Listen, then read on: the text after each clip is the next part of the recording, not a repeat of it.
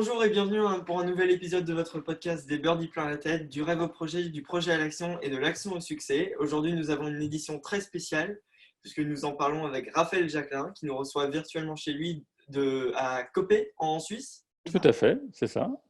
Bonjour Raphaël. Euh, Salut Théo. Déjà, j'aimerais te dire que je suis un grand fan. Et je te dis aussi bonjour de la part de plein d'amis du golf de leader qui le sont également. Surtout, j'aimerais faire un petit shout-out à un ami Nicolas Manovec qui m'a demandé que je lui dise bonjour de sa part. Bonjour à tous. Je les salue. Ok. Alors, Raphaël, tu passes pro en 1995 après une belle carrière amateur. Tu fais Mhm. un passage assez court sur le Challenge Tour, mais juste assez de temps pour empocher 3 victoires. Donc, c'est cool. Tu arrives sur le Tour européen en 98, c'est ça? Oui, je suis monté 97. Ouais, J'ai passé les cartes fin 96 pour être en 97 sur le tour. d'accord. Et après, 22 ans plus tard, maintenant, tu as le plus gros palmarès golfique des joueurs français en activité, avec 4 victoires sur le Tour européen, de très nombreux podiums et plusieurs saisons classées dans le top 50 et même top 40 européen. Euh, Mhm. mais au-delà du palmarès, ce qui impressionne et qui force le respect, c'est la durée et la constance de ta carrière. Toujours en cours, 22 ans d'années consécutives sur le Tour européen, ce qui est on va dire, Ce qui est presque. long, ce qui est long. Oui, ce qui est long. Quand on sait qu'un des plus gros challenges, surtout pour un joueur, c'est de garder leur carte d'une année sur l'autre, surtout sur le Tour européen qui est le plus haut niveau européen. On voudrait connaître ta recette et on va en parler. Euh, donc aujourd'hui, tu t'investis depuis quelques années dans l'enseignement et la transmission, notamment avec le Born for Golf Tour. On en Tout à parlera. fait. Une carrière aussi longue demande que tu sois un golfeur, mais demande également que tu sois un très bon athlète et entrepreneur. C'est de tout ça qu'on va parler aujourd'hui, mais comme à notre habitude chez les Birdies plein la tête, nous allons revenir au tout début. Euh, Déjà, j'ai lu dans un article que jeune, c'était pas le golf, tu avais envie de devenir joueur de football professionnel. Oui, j'ai commencé par le football à l'âge de 5 ans. Mhm. Donc de 5 à environ jusqu'à 13 ans et demi, j'ai joué au football. Ouais, comme beaucoup d'enfants et de gamins de ma génération, je dirais qu'on a tous à peu près commencé par jouer au football. Donc c'est ce que j'ai fait. Et comme j'ai toujours eu la compétition dans l'âme, je dirais que j'avais envie de faire football professionnel. Donc, j'ai dû arrêter ma petite carrière de footballeur à l'âge de 13 ans et demi, pour des blessures au genou, tendinite, exactement, parce qu'une croissance peut-être un peu tardive et beaucoup d'entraînement ont fait que les tendons n'ont pas supporté la charge. Et je devais rentrer à l'école de sport-études à Lyon, sport-études Vendôme à l'Olympique lyonnais, en cadet national, mais malheureusement, je n'ai pas pu. Donc, c'était je dirais, ma première déception dans le monde du sport à l'âge de 13 ans, parce que je rêvais de ça. Et pour moi, le centre Vendôme, sport-études à Lyon, c'était un rêve. Et malheureusement, j'ai dû mettre court très vite à cette idée-là. Et ça nous amène donc 13 ans et demi jusqu'à 15 ans où je fais un peu de tennis. Mais bon, le problème était le même puisque bon, je voulais faire des tournois, donc je jouais des tournois tous les week-ends. Et donc là, c'était trop de charge physique encore parce que la croissance un peu tardive. Et donc les genoux ne tenaient pas plus que ça non plus au tennis, évidemment. Et j'ai découvert le golf par hasard à l'âge de 15 ans. Voilà. Est-ce que tu venais d'une famille de footballeurs ou de sportifs ou de compétiteurs? Est-ce que c'était présent dans la famille? Alors, c'est mon père qui nous a, quand je dis nous, c'est mon frère et moi. J'ai un grand frère plus âgé de 5 ans et demi. Mon père nous a mis au foot tout de suite, alors qu'il n'était pas footballeur d'ailleurs, mais il a été sportif dans l'âme. Il a été au Pompier de Paris longtemps et il a fait de la gymnastique, les anneaux. Donc rien à voir avec ce que nous on a fait derrière, mais en tout cas, il avait une culture du sport. Il a toujours voulu qu'on fasse du sport. Il a toujours été impliqué dans des clubs, dans le club de foot d'ailleurs où on a commencé. Il était dirigeant du club. Enfin, il avait quelque chose il avait une vraie âme de sportif. Et donc, il nous a transmis cette valeur. Et donc, on a fait du sport toute notre vie. Voilà. Et moi, un peu plus que mon frère, mais voilà. Donc, pas de culture, en tout cas au niveau du football, encore moins du golf. D'accord. Et donc, comment ça vient, le golf? Comme tu dis par hasard, mais par quel Alors, hasard? pur hasard, puisque là, donc, ça nous amène juillet 89, si je ne me trompe pas. Et à côté de chez mes parents, dans la région de Lyon, au nord de Lyon, il y avait une sorte de piste de bicross, parce que c'était l'époque du BMX. On avait tous un petit BMX pour faire des sauts sur les bosses. Et il y avait un terrain là. Et j'allais régulièrement là-bas. Et d'un seul coup, j'ai vu un petit panneau écrit golf. Alors, je pensais tout simplement que c'était un mini-golf. Et donc, je suis allé voir. J'étais seul. Je suis allé voir et je me suis rendu compte que d'un seul coup, quand je suis arrivé à l'entrée, c'était pas un mini-golf. Enfin, même si c'était un 9 trous compact. Donc les trous étaient entre 50 et 200 mètres, je crois, donc ça reste petit. Mais quand on pense que c'est un mini-golf et quand on n'a aucune culture golfique, on se rend compte que c'est complètement autre chose que je n'avais même pas vue à la télé en 89. Et là, j'ai eu la chance de tomber sur le directeur des lieux. Il n'y avait personne ce jour-là et il m'a pris en initiation pendant 2 heures, gratuitement, gentiment. Et c'est l'une je dirais, des clés de ma réussite, parce que tomber sur quelqu'un, sur le directeur qui prend 2 heures de son temps pour initier un jeune, on ne voit pas ça tous les jours non plus. Donc voilà, comment c'est venu, comment j'ai découvert le golf. Oui, Voilà. sacré hasard et sacré rencontre.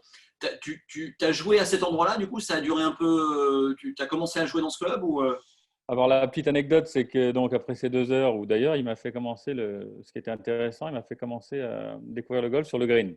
On a commencé du putting, petite approche roulée, un peu plus loin jusqu'à 50 mètres, et ensuite on allait au practice. Tout ça en 2 heures. Donc c'est une approche assez que je trouve maintenant plutôt bien, puisqu'on se rend compte que, en tout cas moi, quand j'arrive en équipe de France plus tard, le petit jeu, on n'en faisait pas assez. Alors que lui, tout de suite, il m'a fait démarrer le golf par le green. Et bon, d'un autre côté, c'était un Écossais qui était 4 de handicap, donc il avait vraiment, lui, une culture golfique qui est différente de la nôtre. Donc voilà pourquoi,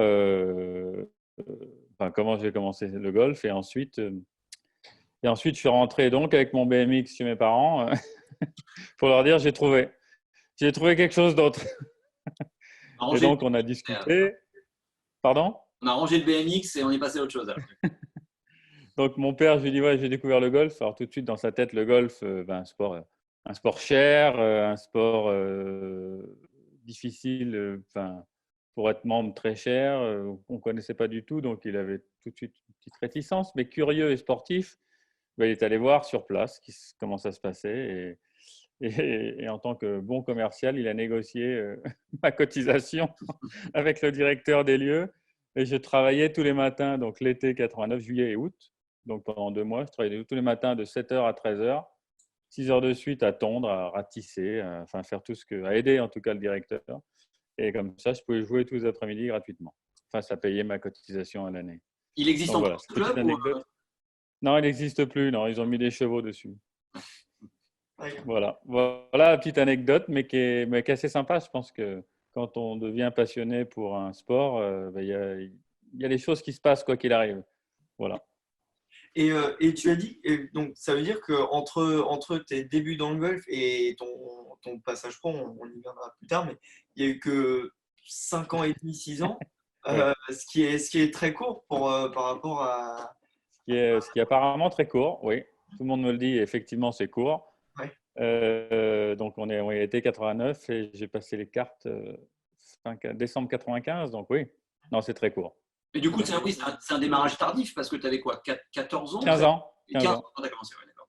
Et donc, est-ce que ça a été un coup de foudre ou est-ce que c'était vraiment un sport que tu as commencé Alors, je pense que c'est les deux, mais coup de foudre obligatoire.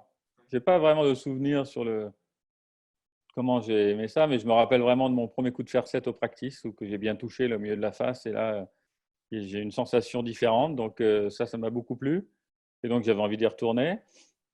Et puis, le fait de jouer tous les jours pendant 2 mois, tous les après-midi, j'ai développé tout de suite des aptitudes. Enfin, j'étais seul avec le directeur et il me donnait des leçons. Je me rappelle, à la fin de l'été, je tapais des balles sur le tapis, sur le noir du tapis pour apprendre le contact tout de suite, enfin, même pas au bout de 2 mois. Donc, je pense qu'il a vu en moi une sorte d'aptitude à ce niveau-là. Et je jouais tous les jours. Et je n'ai pas arrêté de jouer, je dirais pas tous les jours, parce qu'ensuite j'allais un peu à l'école, mais j'ai vite fait plus de golf que de cours, malheureusement. En off. Voilà. Et tu as vite commencé la compétition ou pas? Oui, enfin, dès que j'ai pu, je suis allé faire les compétitions pour me classer. Mhm. Et bon, à cette époque-là, c'était plus facile, en tout cas, d'avoir un handicap qui commençait à 36 à ce moment-là. Et dès que j'ai eu un niveau de jeu, je me rappelle, en septembre, donc 2 mois après, ouais, 3 mois après, je suis allé jouer. J'étais invité à jouer sur un parcours, parce qu'à ce moment-là, il fallait être classé normalement 24 pour jouer sur un parcours autour de Lyon. Alors, j'étais parrainé et invité, partie amicale, et j'ai joué 24 d'entrée. Donc là, ils m'ont dit, tu peux t'inscrire à des compétitions de classement. Et je me suis inscrit dans mon premier golf où j'étais membre à Mâcon-la-Commanderie, après le 9 trous. Et j'ai joué 2 fois 30 de suite, parce qu'on pouvait faire 2 parcours dans la journée pour avoir son premier classement. C'était plus rapide. Donc on m'a mis 30 tout de suite. Puis après, je passais tous les week-ends. Mon père me posait tous les week-ends à Mâcon. Je dormais chez un des membres et je jouais compétition de samedi, compétition de dimanche. Donc le handicap, il a dégringolé, de week-end en week-end. Je suis arrivé à 10 de handicap en, je sais pas, en même pas un an. Mais Donc voilà pourquoi je suis allé assez vite. c'était un moment où il n'y avait pas beaucoup il n'y avait pas de compétition jeune, il n'y avait pas beaucoup de choses comme ça, si? Non, il y avait des compétitions de classement quand même, mais effectivement, je jouais pas avec les jeunes. Bon, déjà j'étais ado, donc c'était moins gênant que quand on démarre plus jeune, mais non, je jouais tout le week-end avec des adultes. Mais bon, il y avait pas mal dans l'école de golf, il y a pas mal de jeunes aussi, donc on se retrouvait, c'était assez sympa. Franchement, c'était une bonne ambiance de club avec beaucoup de jeunes à cette époque-là. Et donc, comment tu es passé de 16 ans et demi, 10 d'un ex, à très vite, je veux passer pro, ça va être ma carrière. Comment ça s'est passé? Dès que donc j'ai fait baisser mon handicap, j'ai pu rentrer dans les grands prix régionaux autour de Lyon, où je les ai tous gagnés, je pense. Parce que c'était mon objectif quand j'allais pour jouer. Enfin, il y a vraiment une compétition, c'était de gagner et de faire descendre mon handicap. Et donc les deux réunis font que généralement on gagne beaucoup de grands prix. Et dès que j'ai pu avoir le classement requis, donc 8 de handicap pour jouer mon premier championnat de France junior en 91 à Lille, sur le golf de Bondu. Là, il y a eu un problème, mais c'est que je rentrais je rentrais pas en équipe de ligue, parce que j'avais un handicap encore trop haut. Mais bon, j'avais du mal à le faire baisser plus vite que tous les week-ends quand même. Mais bon, j'avais l'handicap requis, donc je me suis inscrit, mais il a fallu payer bien sûr le déplacement et j'étais seul. Donc j'ai bossé dans le golf où j'étais membre, un autre maintenant sur le golf du Beaujolais. J'ai bossé l'été pareil, le matin, pour payer mon inscription et surtout ma semaine en championnat de France à Bondu en 91. Et de là j'ai perdu en demi-finale pour mes premiers championnats de France. Donc là, la Ligue, tout de suite, la Ligue était encadrée, l'équipe de Ligue est encadrée par des entraîneurs de Ligue. Ils m'ont vu aller jusqu'en demi-finale et faire la meilleure performance de la Ligue alors que j'avais le plus mauvais classement. Donc, de ce fait, ils ont été obligés de me prendre dans l'équipe de Ligue alors que je n'avais pas le handicap qu'il fallait. Donc, c'était un peu marrant. Ils n'ont pas eu le choix. Mais bon, mon handicap a baissé très, très vite. Et de là, j'étais en équipe de Ligue à partir de l'été 91. Voilà comment j'ai commencé à intégrer le système fédéral. On a parlé tout à l'heure des rêves de devenir footballeur professionnel avec voilà, une déception à la porte du centre de formation de l'Olympique lyonnais.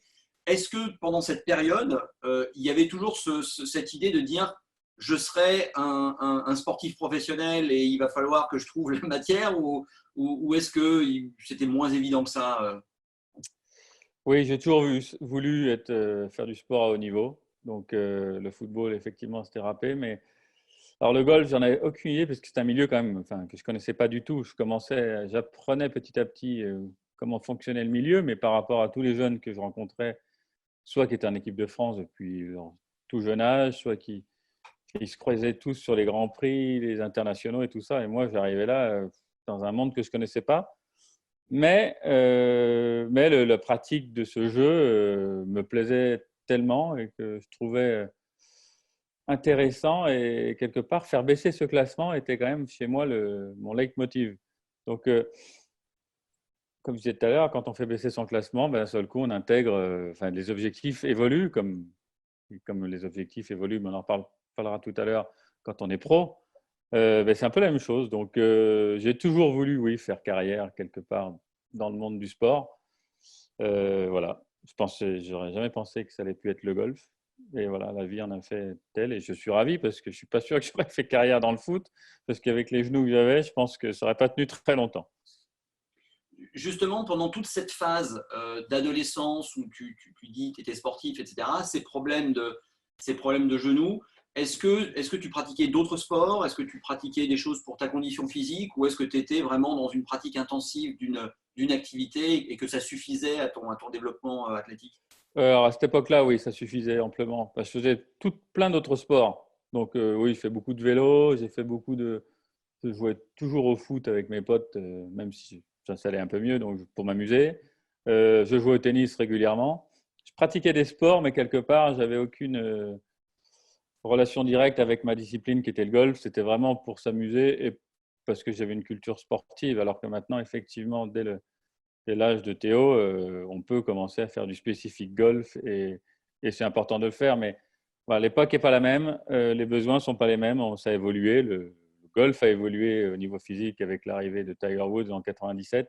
Donc voilà, tout a évolué, mais à cette époque-là, non. À ce moment-là, j'allais au golf pour travailler uniquement mon golf. Et ensuite, le sport était là plus pour me défouler et apporter, en tout cas, le besoin d'adrénaline que j'avais à dépenser était présent sur d'autres sports. Voilà. Et est-ce que les championnats de France où tu as été en demi-finale, les premiers championnats de France, est-ce que ça a été un tournant ou est-ce que c'était juste une étape comme une autre? Tu as continué à faire des… C'est aussi un tournant puisque j'ai pu intégrer l'équipe de ligue d'entrée. Donc là, équipe de ligue veut dire que tous les déplacements, je dirais, en France et internationaux peuvent être pris en charge par la ligue. J'ai pu faire l'interligue où, je ne sais pas si on a gagné, mais pas loin. Enfin, voilà, d'un seul coup, on rentre dans le haut niveau, en tout cas de sa ligue, et à la fois, on fait toutes les compétitions où on se mêle aux meilleurs Français. Donc, on commence à évaluer son niveau par rapport aux meilleurs. Son handicap descend. À ce moment-là, il y avait deux handicaps. Il y avait l'handicap de club et l'handicap fédéral, ce qui est plus simple pour vous. Mais donc, d'un seul coup, j'ai obtenu un handicap fédéral qui était de 4, je me rappelle pour le premier. Et ensuite, le but, c'est de descendre parce que les meilleurs étaient à 0. Enfin, ceux qui étaient en équipe de France étaient tous à 0. Donc, voilà, ça fait évoluer les objectifs, on change les objectifs et on crée d'autres motivations. Et moi, dès qu'il y avait d'autres objectifs, ça crée une motivation supérieure. Et donc, je travaillais tous les jours mon golf. C'est pour ça que je travaillais un peu moins à l'école. Alors, justement, quelle place à ce moment-là occupait le golf dans ta vie? Tu étais au lycée ou à peu près, hein, Oui, l'âge où tu étais au au lycée. lycée. Tout à fait. Est-ce que les deux se fonctionnaient bien ou est-ce que tu commençais à avoir une quasi-obsession pour le golf qui empiétait sur le reste? Alors, obsession qui empiétait, ça c'est clair, mais j'aurais pu faire les deux. En tout cas, jusqu'en terminale, je pense que j'aurais pu. Il y en a qui l'ont fait très très bien, donc, donc j'aurais pu. Je ne l'ai pas fait parce que, alors les raisons, je ne sais pas, mais en tout cas, j'ai été tellement passionné par ce jeu que en fait, j'allais plus au golf. Ma mère me déposait à l'arrêt de bus, je lui disais au revoir, je traversais de l'autre côté et j'allais au golf. Donc voilà, c'est pas spécialement un exemple, je conçois, mais bon, Donc, du coup, maintenant, maintenant c'est comme ça. tu as arrêté le lycée en quoi? En seconde, en première? Première. D'accord. Première, en plus, j'étais en S, donc j'adorais les maths et la physique, mais je faisais rien d'autre. Donc ça suffit pas non plus. Donc non, j'aurais pu. J'aurais pu. C'était voilà, là il y a eu un. Alors mes parents ont peut-être pas poussé assez, ou en tout cas ils n'ont pas voulu me restreindre au niveau du golf. Je sais pas, ma mère aurait voulu, je pense, sans problème. Ça devait être un sujet de discussion entre eux. Mais bon, j'ai pas été dans toutes les confidences. Mais mon père voyait tellement de motivation. Et on reviendra tout à l'heure sur ce sujet-là. Mais il voyait la motivation de mon côté tellement forte sorte que je pense que c'est ce qu'il a fait décider. Et à un moment donné, il m'a simplement dit, fin de la première, il m'a dit, bon, je crois que avec toutes les absences que tu as et vu les cours, ton assiduité au cours, ben maintenant, on va prendre ça du côté professionnel et tu vas arrêter l'école et on va se structurer pour faire ton métier. Et là, c'était un choc. Même si je passais plus de temps au golf, d'un seul coup, le fait de prendre de prendre le golf comme une vraie profession, là, d'un seul coup, on rigolait plus. Ouais. Voilà, donc il y a une vraie prise de conscience à ce moment-là, de vraies discussions. Alors, j'ai arrêté l'école, certes, mais il m'a inscrit à des cours d'anglais particuliers. J'ai passé mon tronc commun en tant qu'indépendant. Enfin, oui, indépendant. Non, il ne m'a pas laissé non plus juste sur le terrain de golf. Il a organisé les choses autour de moi, ce qu'il a fait très, très bien, d'ailleurs, jusqu'au début de ma carrière professionnelle. Et ça a été c'était un soutien mental qu'un jeune doit avoir. C'est obligatoire. De toute façon, un jeune laissé à lui-même, on en connaît plein. Enfin, moi, j'ai plein d'exemples et ça ne marche pas. Ce n'est pas possible. Quand tu dis que ça a été un choc, est-ce qu'à ce moment-là, tu t'es peut-être l'espace d'un instant posé la question de dire « Ouh là là, est-ce que ça ne va pas un peu vite? Est-ce que j'ai vraiment envie d'aller dans cette direction ?» Parce qu'il y a eu, Si. Et je lui ai dit, oulala, je sais pas trop. Il m'a dit, non, tu as pris ta décision. Peut-être pas toi directement, mais ce que tu me montres et ce que tu fais depuis un an, enfin, même depuis le début, ta décision est prise. Donc maintenant, voilà, je vais t'aider à te structurer et à être professionnel là-dedans. Et on va faire justement, on va prendre des contacts, des conseils comme vous le faites à l'heure actuelle auprès de certaines personnes. Alors bien que dans le golf, c'était pas évident parce qu'on connaissait personne, mais bon, on s'est structuré et c'est ce qui a fait ma réussite aussi, puisque j'ai toujours eu, je suis parti toujours d'une équipe et ça, quand je suis passé pro, donc fin 95, c'était en tout cas dans le monde du golf français, j'étais le premier à bien m'encadrer, à monter une petite entreprise et être le patron de cette entreprise. Donc, ça a été vraiment la clé de ma réussite, c'est la structure. Et c'est pour ça que j'arrive à faire autant d'années sur le tour. Je pense que c'est aussi la clé de la régularité. Et donc concrètement, à cet âge-là, comment se structurer tes journées? Alors, avant d'être pro, hein, tu parles du monde amateur là. Là, quand tu as arrêté les cours et vous avez décidé de structurer. Alors, le fait déjà d'être en équipe de ligue et donc aux portes de l'équipe de France, parce que je suis rentré en équipe de France début 94, donc, parce que j'ai gagné mon premier championnat de France en 93. Donc là, je suis rentré en équipe de France. Donc d'être dans ces deux équipes, France et Ligue, et mon club pour lequel je jouais, tu le sais comme moi, ça remplit vite un calendrier. Donc c'est pour ça que ça ne devient pas facile pour les cours, je suis d'accord. Mais bon, alors, déjà, tout est pris plus ou moins en charge. Donc en tant qu'amateur, les frais sont plutôt limités. Donc ça, c'était plutôt bien pour mes parents. Et de là, j'avais juste les cours que je prenais avec mon coach, enfin avec mon entraîneur de mon club. Le reste avec les entraîneurs de ligue, les entraîneurs d'équipe de France, les stages d'équipe de France, préparation au championnat d'Europe, championnat du monde. Voilà, je crois que, et c'est encore plus vrai maintenant, dès qu'on fait partie du groupe France, tout est calé comme un professionnel. Le passage est difficile d'amateur à professionnel parce que d'un seul coup, on est plus livré à soi-même. Mais en tant qu'amateur, pour moi, c'était un rêve. Enfin, tout était calé, tout était géré. Donc pour moi, ça déroulait tout seul. Franchement, c'était les années les plus faciles et franchement, c'était un plaisir.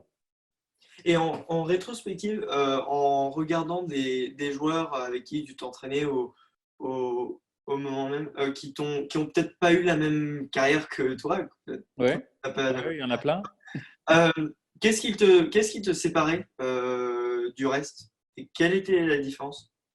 Alors, la différence, déjà, quand je suis arrivé, donc, c'est que moi, j'avais peu de golf. Mhm. Il me manquait du jeu par rapport à eux. Eux, ils étaient en équipe de France depuis tout le temps. Enfin, depuis les boys, les juniors, enfin, tout le temps. Mais j'avais peut-être plus envie, je pense. Enfin, j'avais tellement envie de rattraper je dirais, le manque, le temps perdu, le manque de parcours, le manque de tournois, d'entraînement, que que je pense que j'étais le dernier à sortir du practice, du putting. Enfin, je faisais tout plus, parce que je sentais que j'avais un manque de culture golfique par rapport à eux. Alors que quand je suis arrivé, ils jouaient tous mieux que moi, ils avaient de meilleurs résultats que moi. Enfin, c'était clair. Moi, j'étais dans mes débuts. Donc, mais bon, j'ai appris sur le, comme on dit, sur le tas et sur le champ. Et je pense que la motivation et l'envie de progresser, de rattraper le temps perdu, et en gérant bien toutes les déceptions, parce qu'il y en a autour d'un parcours, après un parcours, après une compétition, après les tournois.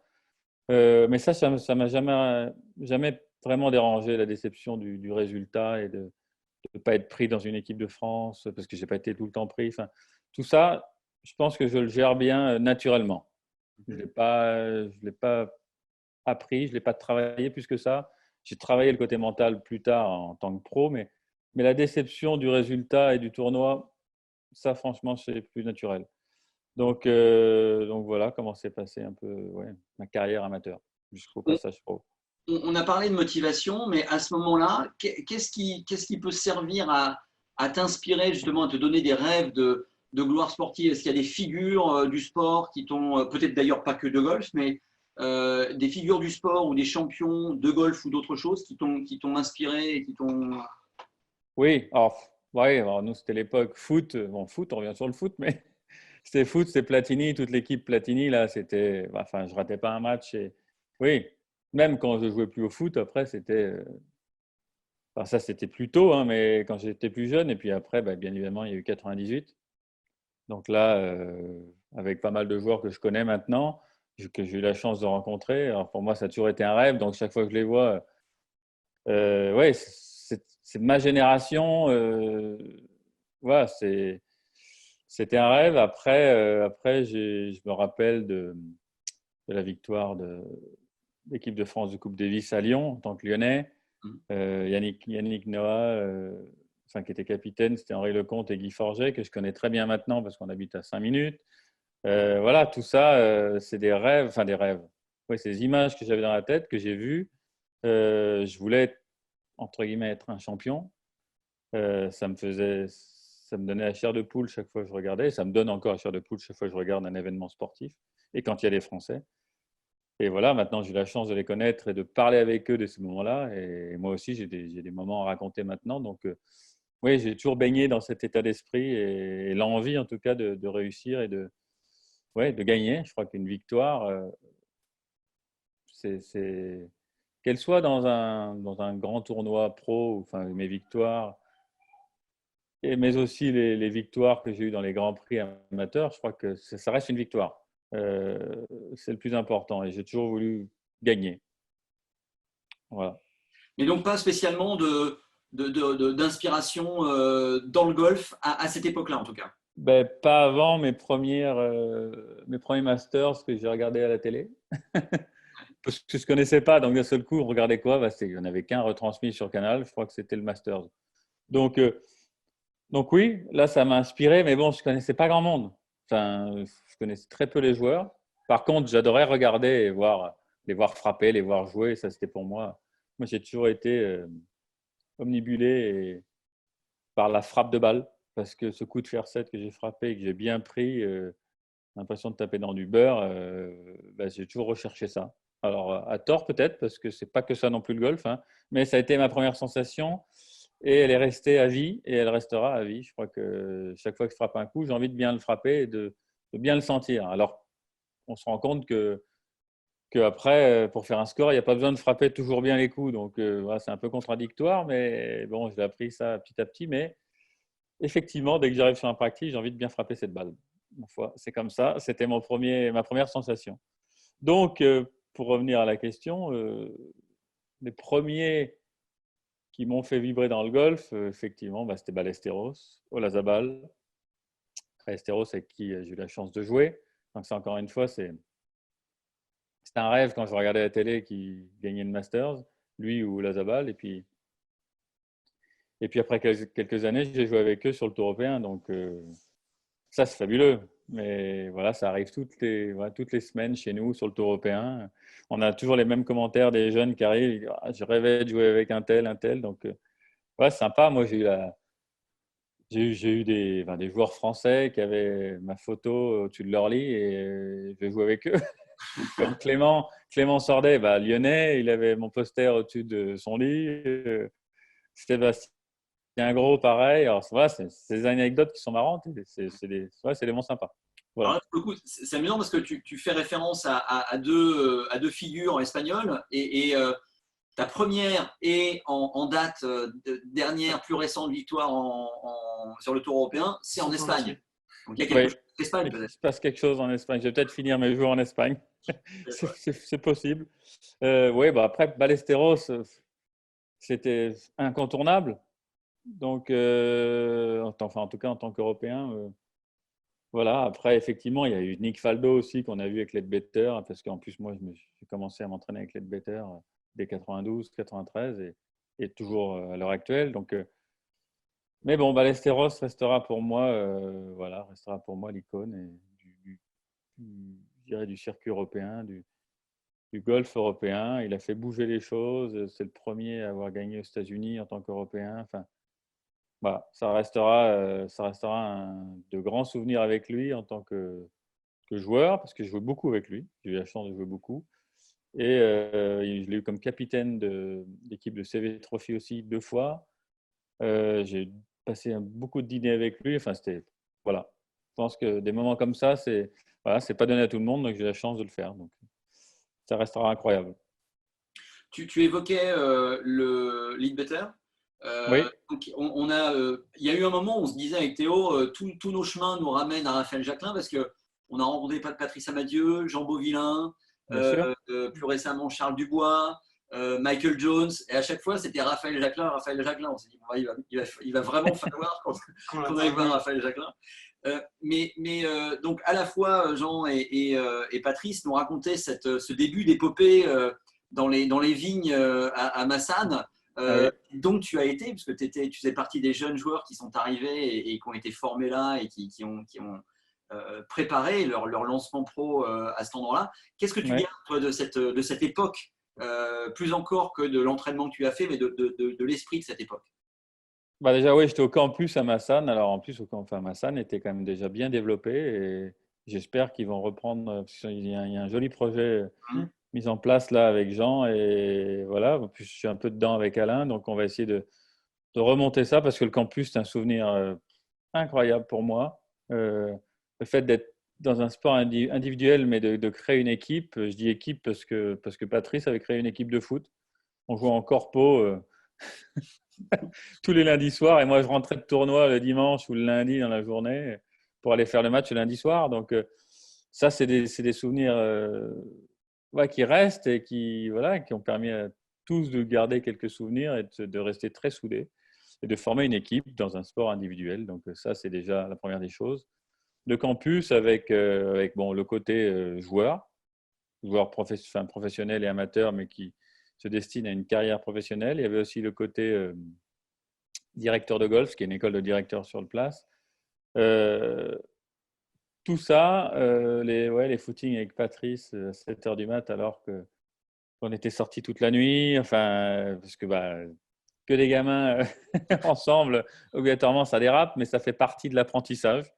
Et d'ailleurs, ça marque les motivations de chacun. Ça, c'est vraiment des moments importants dans une vie parce qu'on s'est rendu compte qu'il y en a qui ne se levaient pas à 7h moins le quart pour aller courir parce qu'ils avaient fait la fête jusqu'à 5h et d'autres qui se levaient malgré tout. Donc,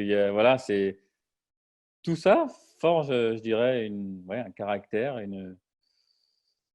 on se mêle aux autres, on a la motivation qui est là et on a envie d'être le meilleur. Et j'espère vraiment que ça va repartir et qu'on va pouvoir remonter ce campus parce qu'il y a plein de jeunes qui ont besoin de ça, comme Théo, j'en connais plein. Et il y a pas mal de parents qui sont demandeurs. Et je pense qu'il y a moyen de faire quelque chose de très, très bien parce que la structure est superbe. Ils ont déjà tout sur place.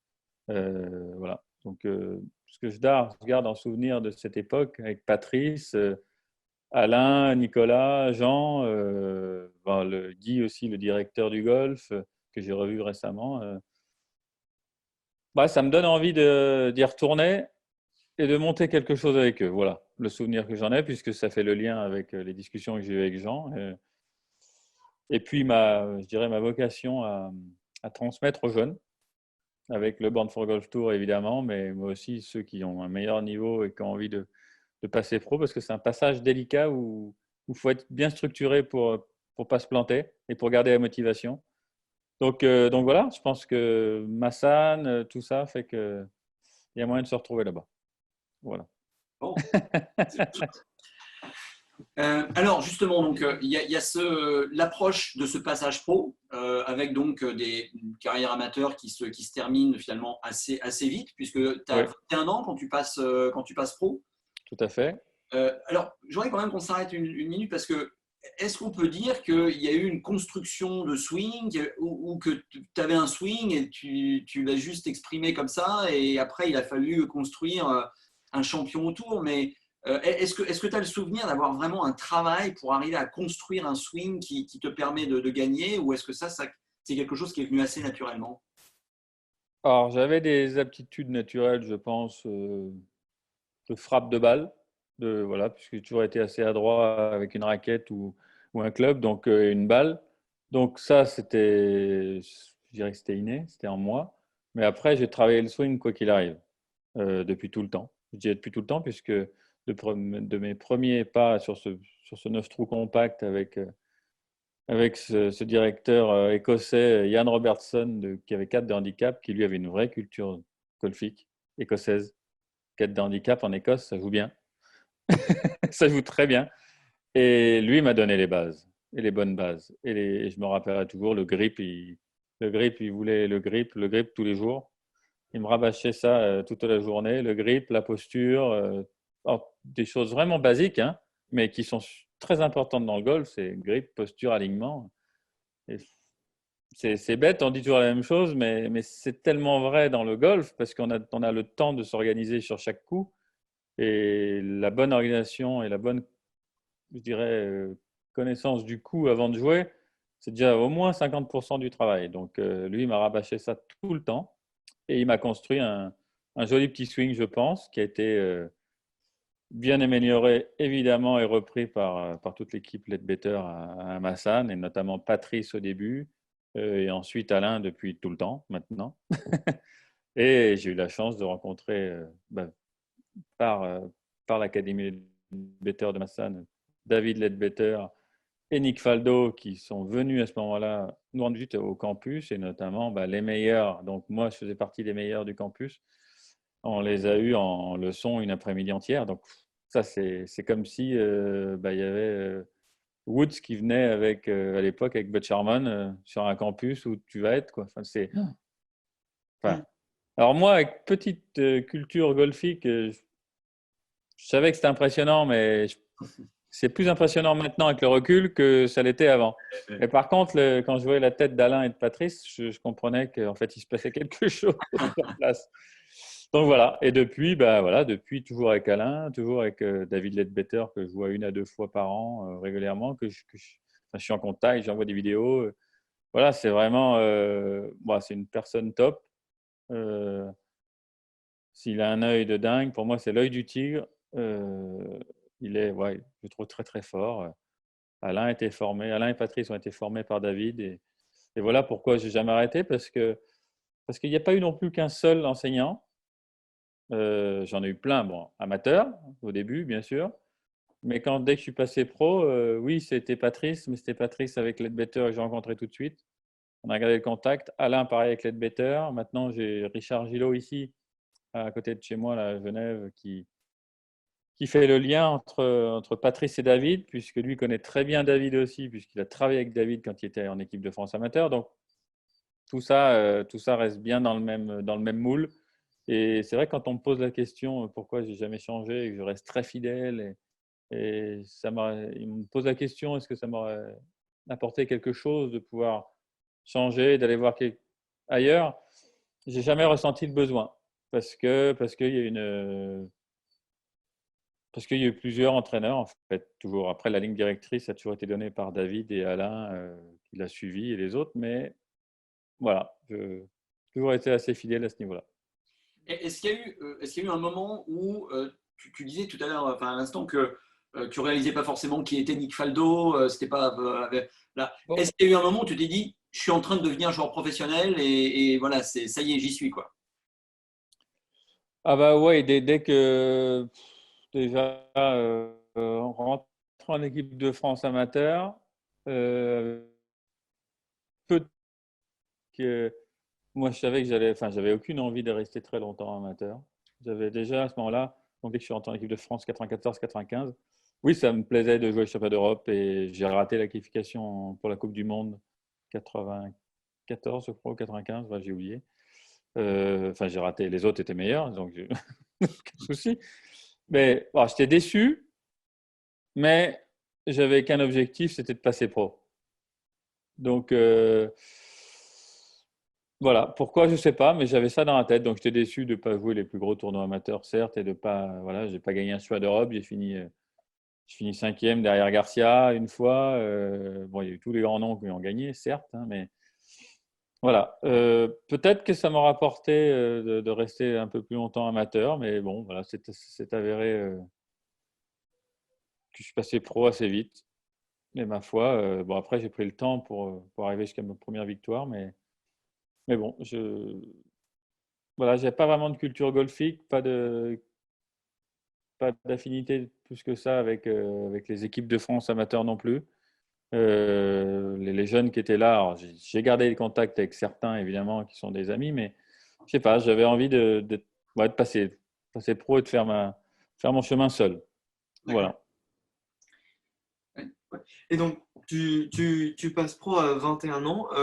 C'était comment la vie d'un pro à ce moment-là, d'un néo-pro qui Surtout arrive sur qu'au le début, tour? c'est sur le Challenge Tour, donc tu es pendant 2 ans Alors ouais, au début, c'est toujours compliqué le passage amateur pro parce qu'il y a toujours cette histoire de trouver une catégorie, enfin d'attraper une catégorie pour jouer sur un tour.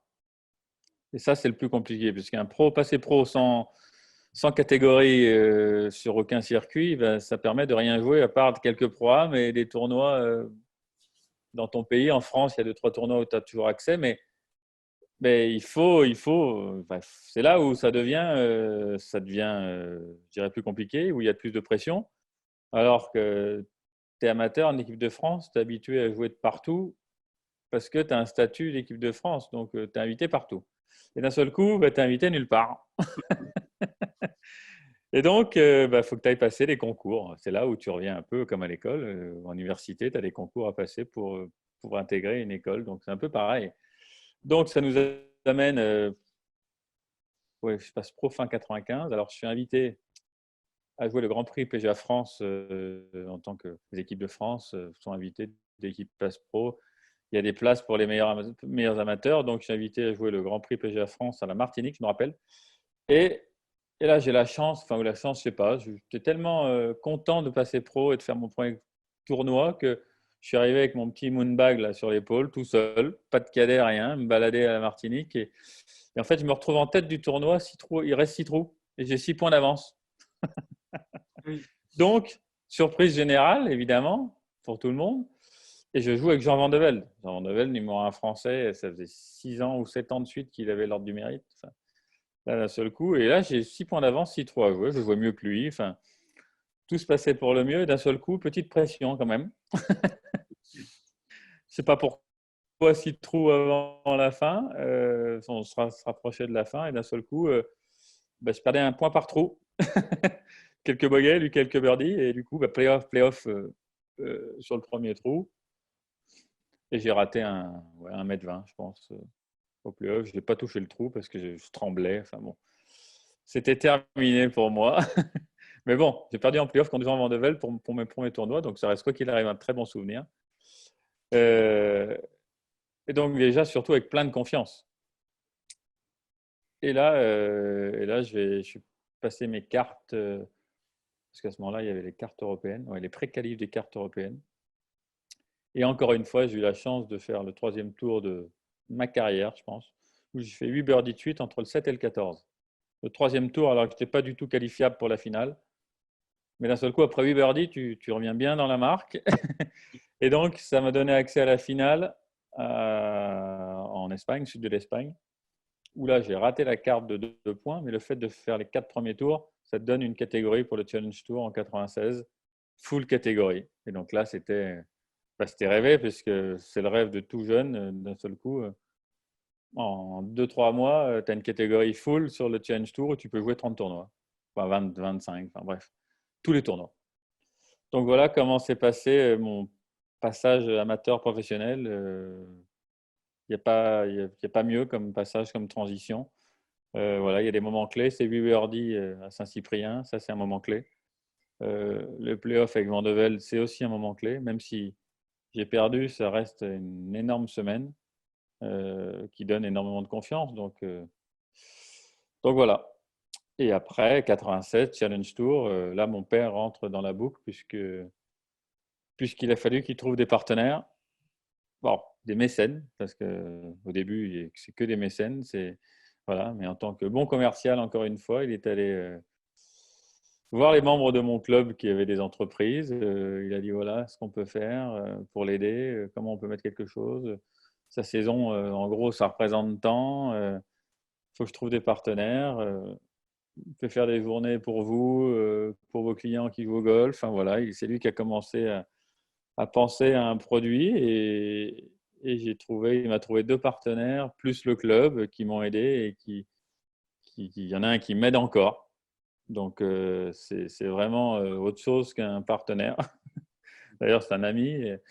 L'autre de la région lyonnaise m'a quitté il n'y a pas longtemps parce que ça a changé. Ils ont été rachetés par une autre boîte. Donc, mais bon, sinon, il aurait continué à m'aider quoi qu'il arrive. Donc, voilà, c'est ça aussi qu'il faut arriver à créer pour aider un jeune qui démarre. C'est ce qu'il y a de plus, je dirais pas le plus important, mais c'est nécessaire et primordial à la réussite pour enlever toutes sortes de pressions liées notamment au côté financier. Mais ça reste le nerf de la guerre. Donc voilà. Voilà un peu comment j'ai commencé. Voilà mes débuts. Oui, parce que c'est comme tu le disais tout à l'heure, c'est un passage assez violent entre on est pris en charge par une fédération ou par une structure qui organise toute la logistique, prend en charge les frais, etc. Et boum, du jour au lendemain, Il n'y a plus rien. on n'est plus invité nulle part. Mais en plus, il faut payer pour y aller et on n'a pas forcément les sous. Donc c'est un gros choc, effectivement. Alors, c'est un gros choc et c'est pour ça qu'il faut être bien organisé, comme je disais, pour enlever toute la pression. Mais ensuite, il y a des gains possibles. Donc ça, ce qui est sympa. Le premier chèque, je me rappelle, moi, le chèque PGA France, je l'ai encadré. Je ne l'ai pas touché d'ailleurs au début. Je l'ai encadré. C'est un super souvenir. Donc voilà, pour un jeune, c'est toucher son premier chèque. Nous, c'était des chèques à l'époque. Maintenant, ce sera des virements. Mais voilà, c'est aussi une motivation, pas par rapport directement à l'argent, mais voilà, tu es professionnel, tu gagnes ta vie avec ton sport et ta passion. Et voilà, donc enlever de la pression d'un côté et d'un autre côté, le plaisir d'aller gagner de l'argent et de vivre de sa passion. Ouais, au moment où tu passes, où tu deviens pro, donc, est-ce que tu as un plan à ce moment-là où tu te dis, parce que c'est la deuxième division, est-ce que tu te dis, je me donne tant de temps et il faut que je passe par telles étapes pour arriver au tour, ou est-ce que tu dis, bon, j'aurais presque pu y aller dès cette année, j'y vais le plus vite possible. Enfin voilà, comment ça se passe? Quel est le plan au moment où tu passes pro? Non, il n'y a pas de plan je dirais, de carrière et de temps pour arriver sur le tour ou pas. Pas du tout. À ce moment-là, en 96, je suis tellement content déjà d'avoir une catégorie sur le Challenge Tour. Alors, c'est la deuxième division, mais pour moi, c'était rêvé. Mon père se bat pour trouver les partenaires. J'ai le financement pour toute l'année. Donc, il n'y a aucun… Enfin, c'est le rêve. J'ai pas de pression. Alors, j'habite chez mes parents, donc pas de frais. Pas de frais.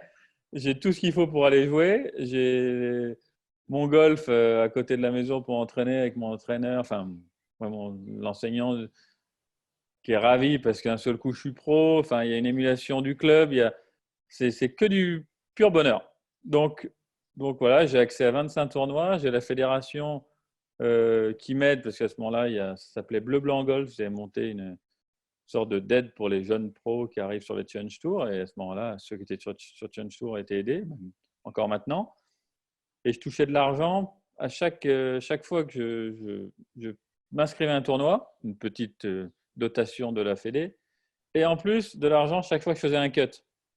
Donc moi c'était Noël toute l'année, en gros. Et en plus je pense que j'ai fait 20 cuts sur 25. Donc après ils ont arrêté la formule. Donc ça a été, non franchement c'était l'année rêvée. Moi j'avais je cherchais pas, oui, je savais que si je jouais bien je pouvais monter sur le tour. C'était un objectif à moyen terme, court terme, long terme. Je n'avais pas vraiment de date en tête. Pour l'instant, chaque fois que je prenais le départ sur le tournoi, c'était un plaisir. Et planter la balle sur le tee le jeudi matin, c'était fantastique. C'est que du bonus en fait. C'était toujours que du bonus. Et quelque part, il faut essayer de garder ça en tête. Alors même si après, c'est plus pareil. Mais c'est du bonus d'aller prendre le départ d'un tournoi, de jouer un tournoi. C'est les meilleurs tournois. Maintenant, on joue les meilleurs tournois du Tour européen. Il faut que ça reste un pur plaisir que d'aller mettre le tee sur cette balle le jeudi. Je crois que c'est une des clés de la réussite aussi. Et moi, j'avais ça en tête depuis tout le temps et je me le rappelle régulièrement parce que des fois, après 22 ans de carrière, tu arrives le jeudi et même à Wentworth, je le connais par cœur le truc. Donc, même si c'est le plus gros, des fois, on se dit, bon, c'est super, mais il y a moins d'enthousiasme qu'avant. Alors que non. Là, après ces 2 mois de confinement, je pense qu'on va reprendre d'ailleurs par Wentworth au mois de septembre. Là, d'un seul coup, avec le recul, c'est quelque chose d'incroyable, quoi. Tous les golfeurs ont envie de jouer PGA à Wentworth à ce moment-là. Donc, voilà, il faut toujours recréer cette motivation et se la rappeler. Alors, il y a toutes sortes de choses pour se la rappeler, mais c'est important. Donc, cette année 96, pur bonus, chaque fois que j'allais jouer, un cut de plus, bim, la Fédé, super. Et j'ai fini, je crois, 25e de l'ordre du mérite, ce qui m'a donné accès à la finale directement des cartes fin 96. Et là, effectivement, l'objectif, c'est d'aller sur le tour. Donc, on se bat pour, je me rappelle, sous pression à la fin, alors que j'étais dedans, je bogey. Il fallait que je fasse part au 18 sur le trou le plus dur et j'ai réussi à faire part avec mon frère sur le sac. Donc, j'ai eu la carte en 97. Voilà. Voilà où on en est. Après, tu me dis si je veux continuer, mais je m'arrête. Sinon... Ouais, continue. J'aimerais juste revenir sur la saison Challenge Tour. Là, en fait, en tant que joueur, j'aimerais vraiment savoir, comme j'ai l'intention de passer pro dans les prochaines années, comment se passe la vie sur le tour, enfin, en saison de compétition. Comment se passe l'organisation des déplacements, des entraînements, peut-être des rencontres avec les sponsors. Enfin, comment se passe ça? Tu veux dire en ce moment ou quand j'étais en 96 sur le Challenge Tour? À ce moment-là. Alors à ce moment-là, comme je disais, tout est payé, enfin, tout est pris en charge. Mon père s'occupe de la logistique.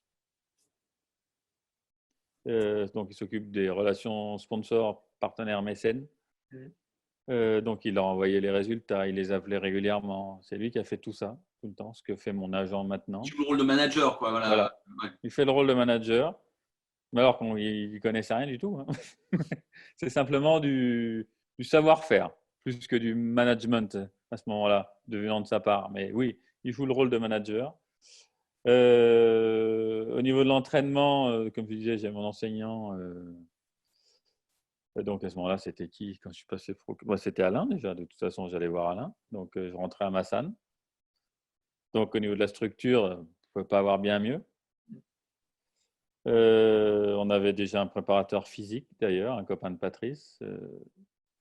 J'ai plus le prénom. J'ai oublié. Bref. Donc je suis déjà quand même bien organisé. Et après, il y a tout ce qui est en tournoi. En tournoi, oui, tu apprends à voyager seul. Là, c'est le premier truc où tu te balades tout seul. Mais bon, ça, c'est sympa. Tu n'es jamais vraiment seul parce que tu rejoins les autres joueurs français. Il y a tout de suite le clan français. Ça a toujours été. Et il y a toujours une très bonne ambiance. Et ça l'est toujours. Sur le tour aussi. Voilà, en gros, comment ça se passe. Pas de caddie sur cette première saison, pas de caddie attitré, à part le frère de temps en temps qui vient prendre le sac. Pas de caddie attitré. J'ai eu caddie direct des copains. J'ai fait venir un copain de mon club qui est devenu enseignant maintenant. Voilà, j'ai commencé par des copains. Je pense que c'est peut-être pas le mieux, je dirais, au niveau pour le golf et pour le parcours et pour le tournoi, obligatoirement. Mais je trouve qu'au début, c'est super important pour le bien-être. Se retrouver seul en tournoi, si jeune, c'est pas si évident que ça à vivre.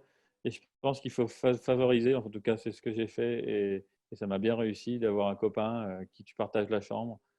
Euh, c'est plus facile d'aller manger le soir, tu n'es pas tout seul, même si tu as les autres Français. Le fait d'avoir un copain proche, tu partages plus de choses. Voilà, généralement, c'est un golfeur et plutôt un bon golfeur qui connaît le jeu. Je ne dis pas que caddie, ce n'est pas un métier du tout, loin de là, mais au début, tu peux être caddié par un pote, tout se passe très bien.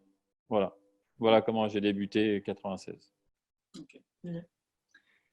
Le passage sur le tour européen, pour le coup, est-ce qu'il y a une différence de niveau, d'environnement? Est-ce qu'il y a vraiment c'est une coupure ou est-ce que c'est une continuité? Il y a une grosse différence dans la tête. Pour moi, en tout cas, je l'ai vécu comme ça. Énorme pression. Je ne me sens pas du tout dans mon environnement en janvier 97. Je ne suis pas à l'aise. Je suis content d'être là. Hein. Loin de moi l'idée de dire que je ne suis pas content. Mais je ne suis pas à l'aise. Je vois Faldo au practice, je vois Olazabal au practice. Alors, je suis plus contemplatif et admiratif que concentré sur ce que j'ai à faire. Chose complètement différente maintenant parce que les jeunes qui arrivent depuis, je dirais, le premier que j'ai vu très à l'aise, c'est Alex Lévy. Alors que nous, quand on est arrivé, on n'était pas à l'aise. Que ce soit Greg Avray aussi est arrivé. Il m'a dit waouh. Parce que moi, j'étais 2 ans avant lui, il est arrivé. Il dit waouh, c'est dur. Bien qu'il, lui, il a très bien réussi, mais bon. Donc moi, je me sens pas bien du tout. Je fais 10 tournois. Je pense que je fais un cut sur les 10. Donc là, ma saison, d'un seul coup, elle plonge. Le classement qui s'échappe. Là, je dis bon, je sais pas comment je vais m'en sortir et je décide, en discussion avec mon père, mon entraîneur, enfin avec Patrice, avec tout le monde, ou Alain, je ne sais plus exactement les dates, de retourner sur le Challenge Tour. Puisqu'on a le choix de retourner sur le Challenge Tour quand tu as une catégorie du Tour européen. Tu as une full catégorie Challenge Tour pour te remettre en selle. Et donc là, je suis retourné direct. Je n'étais pas assez à l'aise. Je reviens sur le Challenge Tour. Et le premier tournoi que je joue, à l'heure actuelle, le championnat de France professionnel comptait comme, pour le classement Challenge Tour. Chaque tournoi, championnat nationaux des pays comptait pour le classement. Et je gagne devant Jean Van de Velde. Donc là, tout de suite, hop, un coup de pouce direct, une date clé de ma carrière aussi. Je gagne devant Jean ce coup-ci, pas en play-off. Et donc, je me retrouve 4e du classement du Challenge Tour alors que j'ai joué un tournoi parce que j'ai gagné. Donc là, ça met fin tout de suite je dirais, à mes entrées sur le Tour européen. Enfin, en tout cas, j'ai eu quelques entrées. Je suis allé jouer quand ça correspondait bien à mon classement, à mon calendrier, pardon. Ça, c'est une chose importante. D'ailleurs, je le dis directement maintenant, mais on voit des joueurs qui s'éparpillent sur différents tours parce qu'ils ont accès à l'un, puis accès à l'autre. Ils vont jouer sur le tour parce que d'un seul coup, ils ont l'invitation, mais quelquefois, ça ne correspond pas bien dans le calendrier. Et il faut garder une ligne directrice pour se donner un maximum de chances de réussir sur le tour sur lequel tu joues, puisque ça te donne un accès à un autre tour. Alors que de faire tout, à la fin, tu te retrouves sans rien, généralement. Alors, ce n'est pas vrai pour tout le monde, mais ça reste des exceptions, ceux qui réussissent. Oui, on a vu des McIlroy, mais généralement, ceux qui réussissent, ils sont tout de suite dans les 10 premiers mondiaux. Et ce n'est pas le cas de tout le monde. Et on peut aussi jouer au golf et se faire plaisir à haut niveau et être à haut niveau en tant que professionnel sans faire partie des meilleurs mondiaux. Même si ça reste évidemment une motivation, et ça va l'être pour toi, aucun souci, mais on peut aussi faire carrière différemment. Donc, 97, je rejoue 4e Challenge Tour, donc je décide de continuer sur le Challenge Tour, et je gagne 3 fois en 12 tournois. Donc, ouais, les 3 victoires, c'est sur cette C'est de le retour. Ouais, de juin à octobre.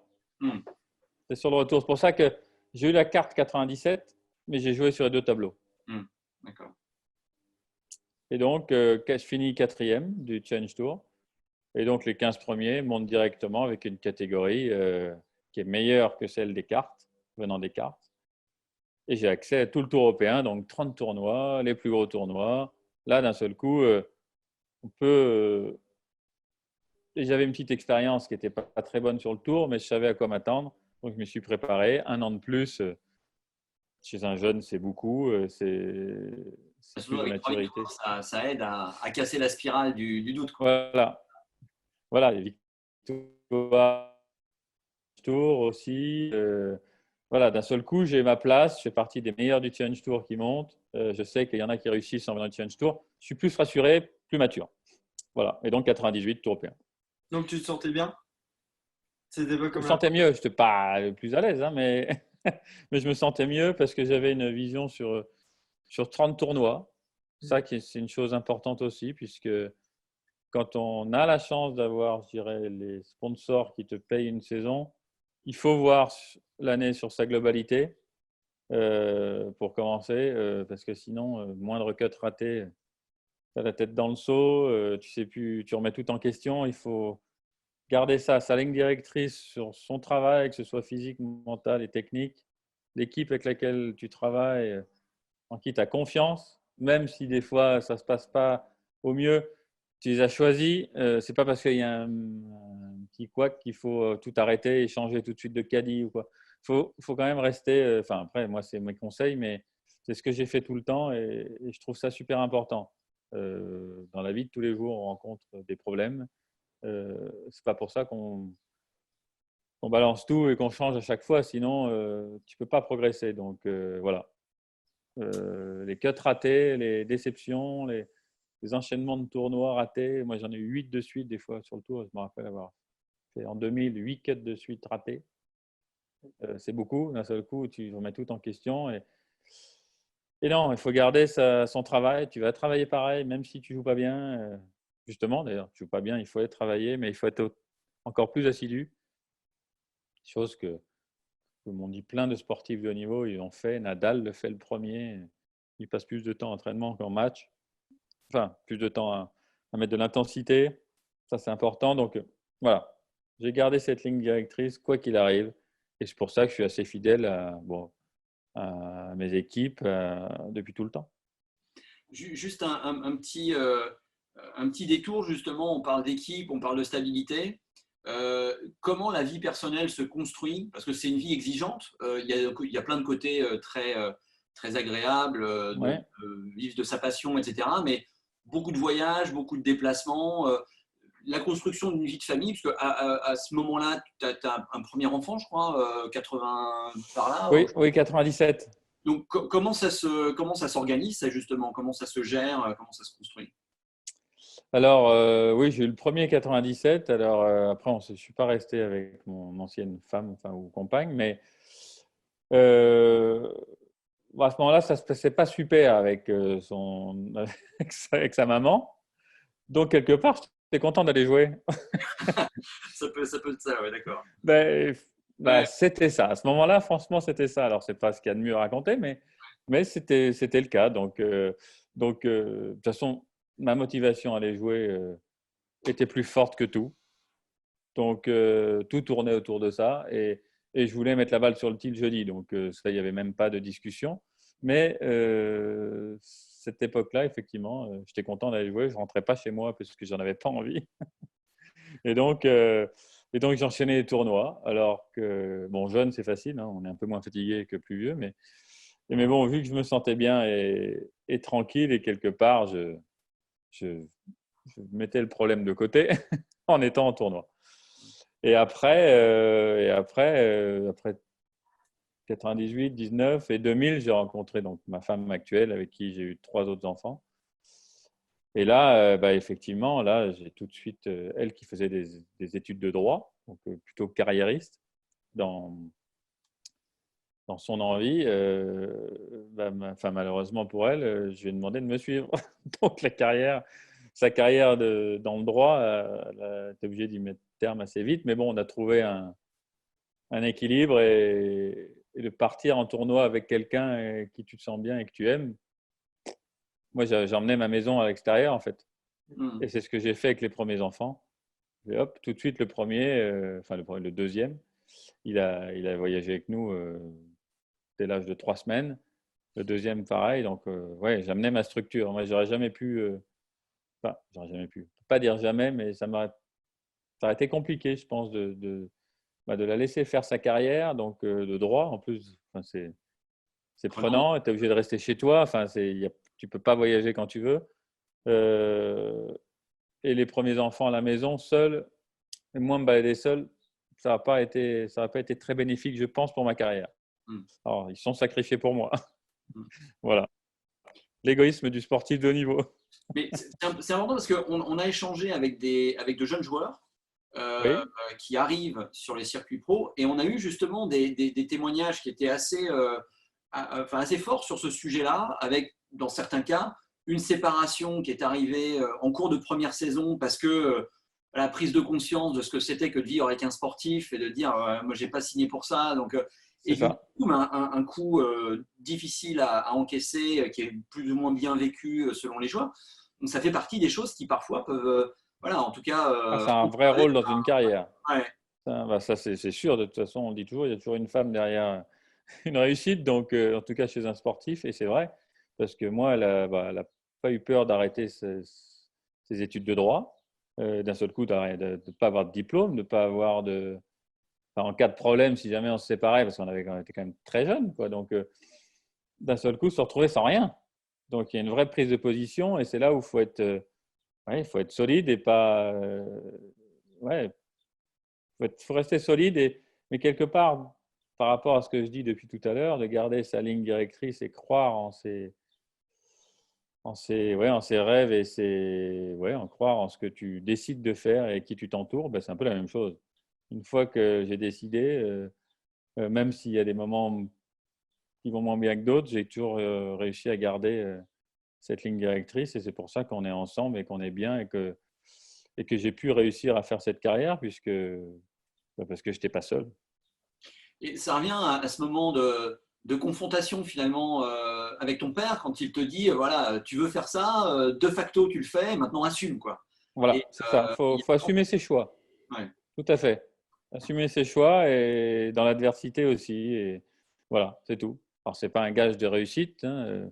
On a le droit de se planter même en assumant ses choix, mais ce sera plus facile à vivre, quoi qu'il arrive, même si ça ne réussit pas. Tu as donné en tout cas le 100% de ce que tu pouvais. Tu n'auras rien à regretter. Après, voilà, tout le monde ne peut pas réussir non plus. Et ce n'est pas grave, quoi qu'il arrive, tu auras appris beaucoup de choses et tu seras en paix avec tes décisions. Voilà, c'est comme ça que je le vois. Alors, par rapport aux autres rookies du Tour, les gens qui sont arrivés à peu près à la même période que toi, Oui. un temps après, ils sont où? Ils font quoi? Ils sont encore là? Ils sont pas là. Enfin, ils sont pas sur le Tour. Je crois que je suis le seul de ma génération des équipes de France. Il y en a pas mal qui sont passés sur le Tour, mais ils ont fait un passage éclair. Enfin, éclair. Passage. Ils n'ont pas réussi à rester sur le Tour. Alors que sur le papier, ils étaient meilleurs que moi, en tout cas plus jeunes. Mais bon, on sait tous que la frappe de balle, ça fait pas tout. Le golf, c'est tellement complet et ça reste un jeu avec plein d'éléments extérieurs, avec plein de types de coups. Comme je disais tout à l'heure, il n'y a pas besoin de réussir le coup parfait pour pouvoir scorer. Enfin, c'est tellement aléatoire à ce niveau-là et tellement mental que c'est un peu ouvert à tout le monde aussi. Hein. Il n'y a pas besoin d'être le meilleur frappeur de balle pour réussir. Et là, ce qu'on raconte depuis tout à l'heure, enfin, ce dont on parle tout à l'heure par rapport à une structure, ouais, être bien structuré pour avoir moins de pression sur les épaules, être bien dans sa tête, bien dans sa vie à côté, c'est aussi une part de la réussite. Donc, pour cela, tous les potes que j'avais avec moi en équipe de France, il faudrait leur poser la question, mais je suis sûr qu'ils ressortiraient des choses par rapport à une organisation, par rapport à une structure qu'ils n'ont pas eue, par rapport à des parents qui n'ont peut-être pas été derrière eux au moment où il aurait fallu l'être. Alors, ce n'est pas une critique, chacun le voit différemment, mais en tout cas, il y a obligatoirement des choses qui reviendraient sur le tapis par rapport à ça. Ouais. Ah ben bien sûr. Et donc maintenant, nous c'est vraiment pas notre slogan, c'est Notre ligne, quoi. Ouais, c'est notre ligne chez Birdie Planet. C'est vraiment pour suivre un projet professionnel en tant que golfeur. Il y a vraiment 3 aspects. Il y a le côté athlète, compétiteur et entrepreneur. Donc déjà, on va prendre le premier, athlète, pour commencer. Oui. Aujourd'hui et pendant ta carrière, comment tu posais tes objectifs et comment tu arrivais à rester en forme pour pouvoir tenir des saisons intenses? Alors, comme je disais un peu tout à l'heure, parce que en fait, dans tout ce qu'on a raconté, il y a le côté athlète, il y a le côté, tu as dit quoi, entrepreneur. Et Donc, l'entreprise, la structure, c'est l'entreprise. Et le deuxième, j'ai oublié, pardon. Compétiteur. Compétiteur, oui. Je crois que j'ai dit que j'ai toujours voulu faire de la compétition à haut niveau et le fait de gagner m'a toujours obsédé, je dirais. Donc, pour reprendre le côté athlète, le sport, je me qualifie plus de sportif dans l'âme que de golfeur. Je suis pas un golfeur du fait que je viens pas d'une culture golfique. Mes parents ne faisaient pas de golf. J'ai appris le golf très rapidement. J'apprends encore, on apprend toujours avec le golf. Par contre, le sport, j'ai toujours été baigné dedans. J'ai toujours regardé le sport, avoir envie de faire un sport, quoi qu'il arrive. Donc, le côté physique de l'athlète m'a toujours plu. J'arrête pas de faire du sport encore à l'heure actuelle. Je ne sais pas pourquoi, mais ça me plaît. J'ai ça en moi, de par mon éducation, tout simplement. Je pense que, enfin, enfant, on est éduqué par nos parents et c'est ce qui en ressort. Donc, mon père m'a éduqué comme sportif, athlète. Voilà, je suis toujours en train de me préparer au mieux. Donc, au fur et à mesure des années, j'ai été chercher, j'ai été, je dirais, curieux de voir ce que faisaient les meilleurs au niveau physique. Pourquoi? Alors maintenant, c'est encore plus facile parce qu'on a tous les réseaux qui font pour aller piocher à gauche et à droite et se mettre au courant. Donc, c'est top pour vous parce qu'il y a vraiment moyen d'être très précis dans ce que tu vas faire dans ton travail physique en tant qu'athlète et spécifique golf, parce que maintenant, on arrive quand même à faire de belles liaisons entre le sport, le physique de l'athlète et le golf. Donc ça, c'est top parce que c'est super intéressant. Il y a plein de choses qui se font. Voilà, je crois que c'est une éducation.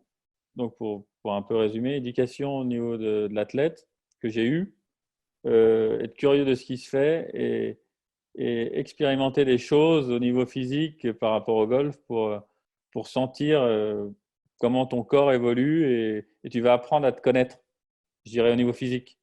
Moi, je me connais parfaitement, je sens les choses et dans le travail spécifique que je fais pour le golf, notamment au niveau des postures, de l'équilibre, parce que c'est ce qui est très important chez nous, mais tu vas sentir des choses et tu vas pouvoir aller piocher à gauche à droite pour te sentir évoluer et la relation par rapport à ton swing, côté technique, maintenant, la biomécanique, entre guillemets, c'est ça.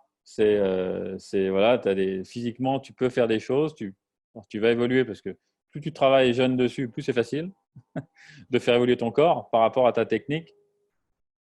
Voilà, mais il y a des choses que tu ne pourras pas faire par rapport à d'autres. Tu as des capacités à faire des choses, de la vitesse, de l'explosivité, plus que d'autres. Ça se travaille, mais tu gagnes peu. Tu travailles, mais tu gagnes peu. Mais en tout cas, tu apprends à te connaître. Et justement, tu ne vas pas te perdre au niveau technique dans des choses que ton corps va mettre des années ou voire peut-être ne jamais pouvoir le faire. Donc ça, c'est important. Ce côté-là avec ton entraîneur et ton prépa physique, enfin, parce que maintenant, on a tout plein de monde autour. Mais c'est important. C'est voilà, pour comprendre ce que tu fais. Surtout comprendre ce que tu fais. et pourquoi. Et une fois que tu as ça, au niveau de l'athlète et le corps, bah, feu, tu fais tes trucs. En tout cas, ça te permet de rester motivé et de trouver une explication à ton travail. Et ça, pour moi, je trouve ça primordial. Je sais pourquoi je vais à la salle de sport et je fais tel exercice. En tout cas, moi, j'ai toujours demandé pourquoi. Mais pourquoi, d'un seul coup, il faut que je fasse des séries de squats à 100 kilos pourquoi?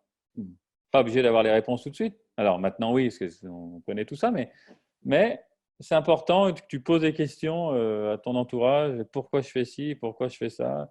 Techniquement, physiquement, mentalement.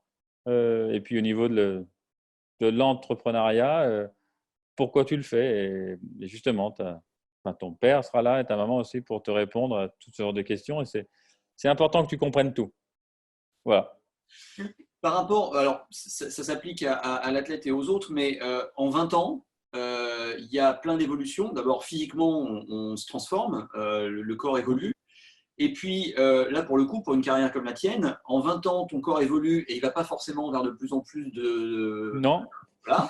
On peut l'entretenir, on peut le maintenir, on peut même le développer, mais malgré tout, le potentiel ne va pas croissant. Et à l'inverse, les adversaires, eux, ils arrivent avec un potentiel athlétique de plus en plus impressionnant. Donc, oui. est-ce qu'il y a eu des moments clés comme ça où toi-même, ou peut-être avec ton entourage, tu te poses en disant, voilà, là, peut-être pour les 2-3 prochaines années, il faut qu'on aille dans cette direction-là, ou est-ce qu'il y a des moments, des rendez-vous importants ou des phases importantes? Il y a chaque année, je dirais qu'il y a toujours des bilans à faire surtout par rapport aux statistiques du jeu, mais par rapport à l'athlète, le côté physique, oui. Déjà, si tu as je dirais un travail physique régulier avec ton entraîneur, il y a un bilan à faire sur le travail effectué, si tu l'as bien fait, si lui, il est capable de voir si tu deviens plus fort, plus rapide, plus physique, plus endurant. Enfin, c'est très facile de son côté. Encore une fois, pourquoi tu le fais? Mais bon, lui, ça, c'est un plan que tu as mis en place avec lui. Et après, par rapport à l'évolution du jeu, oui, le jeu évolue, oui, les joueurs évoluent, le matériel évolue, pas de problème. Mais il faut que tu restes dans ton évolution à toi. Tu ne peux pas regarder ce qui se passe à gauche, à droite. Parce que malheureusement, ça va être négatif. Et encore une fois, on a la chance de faire un sport. C'est pour ça que je suis encore là d'ailleurs. On peut jouer longtemps, même avec des jeunes qui tapent plus fort maintenant. Alors, c'est de plus en plus dur, ça n'a aucun souci là-dessus. Mais on peut jouer longtemps parce que il ne faut pas que taper fort, il ne faut pas que taper droit. Il faut mettre des putts. Et ça, on peut être le plus physique du monde, il faut mettre des putts. Et ça restera la clé quand même d'un score. Si tu mets des putts, tu vas faire un score. Ça, c'est clair. Le petit jeu, côté physique, pas trop quand même. Donc, oui, le physique maintenant, c'est très important. Mais ça a toujours été de toute façon pour pas se blesser, pour commencer. Je pense que c'est le premier discours que j'ai eu avec Alex, qui n'était pas les plus physiques. En tout cas, il ne venait pas du sport comme moi. Moi, j'ai toujours fait du physique et je ne peux pas passer une journée sans faire un peu de sport, sinon je dors mal. Donc lui, il n'avait pas du tout cette éducation-là. Il jouait très bien au golf. Il joue très bien au golf. Mais il pouvait se blesser, du coup, parce qu'un swing un peu atypique, avec beaucoup de vitesse. Et donc, ce que je discute avec lui, je dis, fais le minimum. Va voir les personnes qu'il faut, donc l'ostéo avec qui on travaille, et le rabâché, va faire un peu de physique, fais ci, fais ça, pour justement que ton corps se muscle autour de ce que tu fais travailler pour ne pas se blesser. Donc, la première des choses, c'est ça. Après, quand tu as le côté sportif dans l'âme, effectivement, c'est plus facile. Ça te dérange moins d'aller travailler pour ne pas te blesser. Ce n'est pas très compliqué. Donc voilà. Je me suis perdu en discussion. Non, c'est bon, j'y suis. Pardon. Ouais, non, clairement, parce que tu disais tout à l'heure de ne pas se perdre. Parce qu'effectivement, Voilà. parfois de voir arriver, soit pour un jeune qui n'est pas physique, soit pour une personne qui est un peu moins jeune et qui se voit peut-être pas pouvoir rivaliser en puissance avec les autres, d'essayer de partir là-dedans, alors que c'est peut-être peine perdue et ça peut même être dangereux pour un joueur qui n'est pas athlétiquement constitué pour ça, de vouloir aller trop vite, de partir trop vite dans une préparation physique trop intensive et du coup de se blesser pour Ouais, pouvoir alors ça, rattraper le temps perdu. comme je disais, être bien entouré justement pour ne pas se blesser. Alors, dans ton golf, mais aussi dans ton travail physique. Alors, plus jeune, tu peux évoluer, mettre du poids et de la vitesse. Et il faut le faire parce que c'est le jeu moderne. Donc, il n'y a aucun doute là-dessus. Les stats le prouvent, il faut taper fort. Aucun doute. Donc, taper fort, il faut de la vitesse. Mais il ne faut pas se blesser parce que si tu te blesses, tu peux mettre un terme à ta carrière. Et donc, attention à ça. Et après, pour revenir à moi, à l'heure actuelle, oui, je vois tous les jeunes qui tapent plus fort avec des vitesses de club qui sont, qui sont énormes par rapport à ce que je fais, mais je ne peux pas me perdre là-dedans parce que de toute façon, même si je me perds là-dedans au niveau prépa physique, je vais gagner 2-3 miles maximum, et franchement maximum. À 46 ans, si je gagne 2-3 miles, ce sera bien, mais par contre, je ne suis pas sûr de la mettre au milieu. Et si je ne mets pas la balle au milieu avec 2-3 miles, si je peux gagner 10 miles, là, ça change tout. 10 miles, 10 miles en rough, c'est 30 mètres plus loin, donc pas de souci. Là, d'un seul coup, on va pouvoir gérer. Mais 2-3 miles de plus, gagner 10 mètres, au lieu d'être à 200, enfin, pas 260, je suis à 270, ça ne va pas changer le score. Par contre, de la garder au milieu du fairway, ça peut quand même changer le score. Donc, moi, je reste dans ma stratégie de jeu avec mes qualités. Donc, il faut rester avec tes qualités de jeu. Tu vas les faire évoluer, tu vas gagner un peu de vitesse, tu vas gagner un peu de précision, tu vas gagner sur ton petit jeu. Tu travailles tes points forts et tes points faibles pour les améliorer, pour t'améliorer toi. Mais pas regarder ce qui se fait pour aller dans cette direction qui risque de, de te faire moins bien jouer et avec tes qualités. Donc, plus garder ses qualités en tête et travailler ses qualités. C'est un jeu. Ça reste un jeu. C'est un jeu de stratégie où tu joues contre le parcours. Tu ne joues pas contre les autres. Tu ne fais pas un match de tennis où tu joues contre un mec qui a des capacités physiques, toi, tu as Etienne, et même eux au tennis, ils ne s'engouffrent pas Ils essayent de faire déjouer l'autre. C'est un autre combat. Nous, tu ne vas pas faire déjouer l'autre. Tu ne pourras pas. Par contre, le parcours, tu peux battre le parcours. Et je crois que c'est une phrase que plein de joueurs, de grands joueurs ont dit. Commence déjà par battre le parcours et ensuite tu verras où ça t'amène. Donc voilà. Et juste pour être sûr, parce c'est vraiment la vitesse de club, c'est vraiment une obsession de notre. Ouais, c'est la vitesse de balle surtout Ouais. que l'on regarde parce que les clubs sont différents. Donc des fois les têtes redonnent la vitesse. Enfin, le chiffre n'est pas vraiment juste. Mais par contre, la vitesse de balle, c'est ce qui va te donner de la distance avec l'angle de décollage et le taux de spin. C'est ce qu'on regarde au TrackMan. En tout cas, c'est ce qu'on regarde. Mais sans être obsédé par ça, parce qu'il ne faut pas l'être. Voilà, faut travailler physiquement pour créer de la vitesse. Point. Justement, toi tu as réussi sur le Tour européen. Avec quelle vitesse environ de club et de balle? Alors moi, à l'heure actuelle, je suis à 110 sur le driver. Ouais, entre 108 et 110, suivant le coup que je vais frapper d'ailleurs, parce que, encore une fois, il y a des trous, il faut mieux la mettre en jeu à 107 que à 110 dans les bois ou dans l'eau. Donc, mais bon, à l'heure actuelle, je suis entre 108 et 110 et la moyenne est à 114, je crois, sur le tour. La moyenne, par contre, les stats des 10 meilleurs mondiaux, c'est 120. Donc, tu sais où aller. Hein. C'est comme ça. Mais bon, ça ne l'était pas quand je suis arrivé, quand je suis passé pro. Moi, je faisais partie des 30 plus longs sur le Tour européen quand je suis arrivé. Donc, c'est normal. En fait, quand tu es jeune, tu arrives avec plus de vitesse et tu fais partie des meilleurs frappeurs. Mais bon, maintenant, c'est indispensable. Il faut taper fort et avoir de la vitesse de club.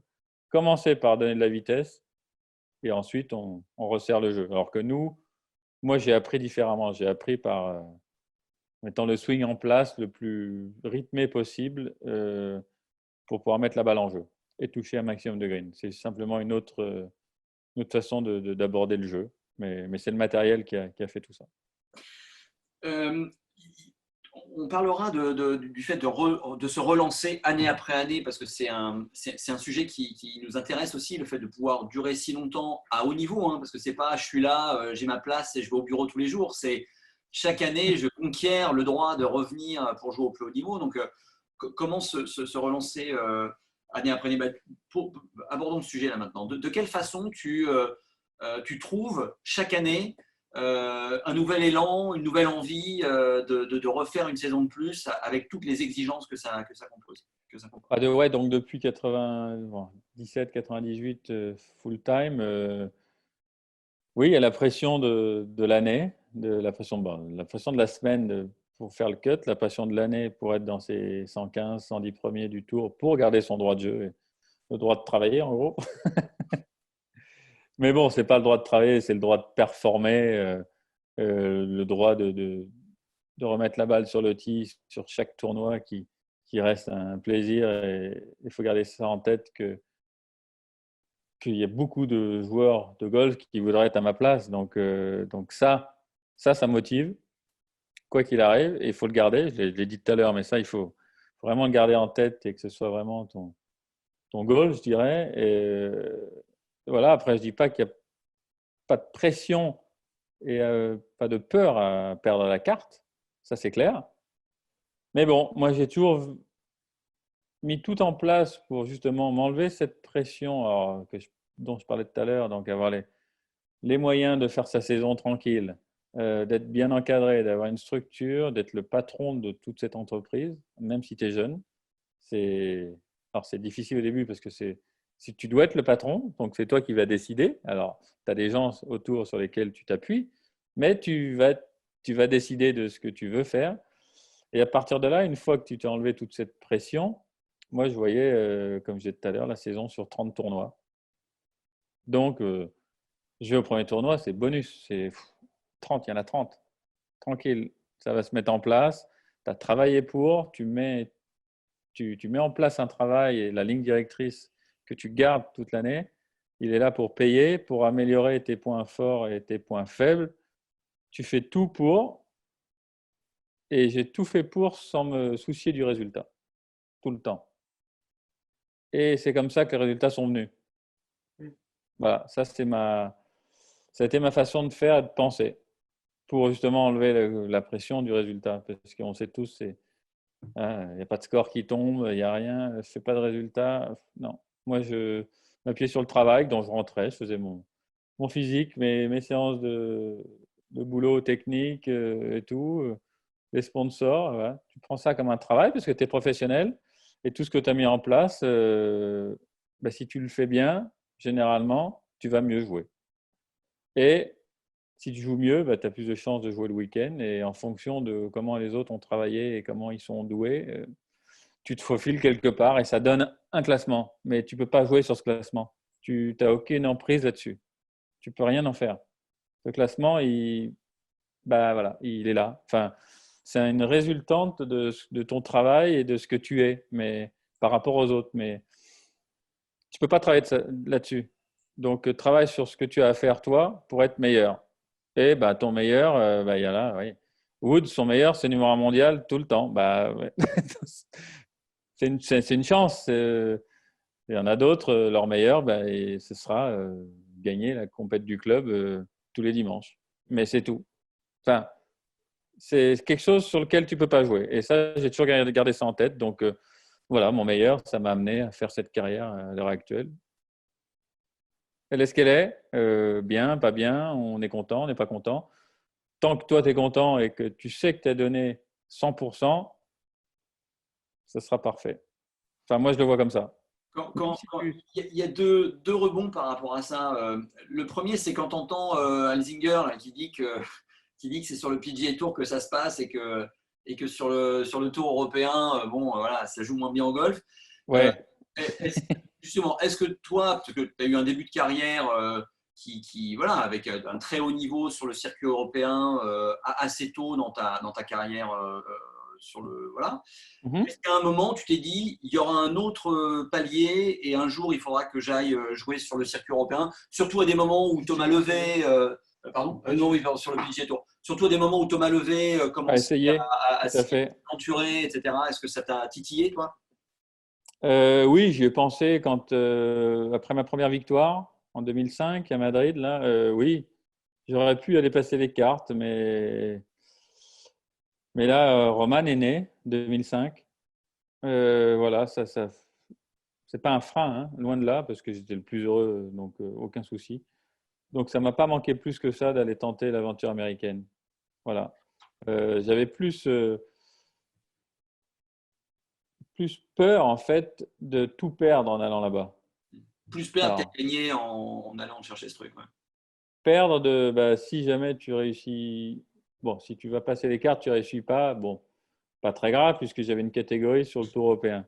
Mais la peur, c'était d'aller là-bas, de réussir la carte et d'un seul coup être obligé de jouer là-bas puisque tu vas pour ça, tu gardes la carte et de faire un début de carrière américaine comme j'ai fait sur le tour européen où d'un seul coup tu joues pas bien, tu marques pas de points, mais d'un seul coup tu marques pas de points non plus en Europe.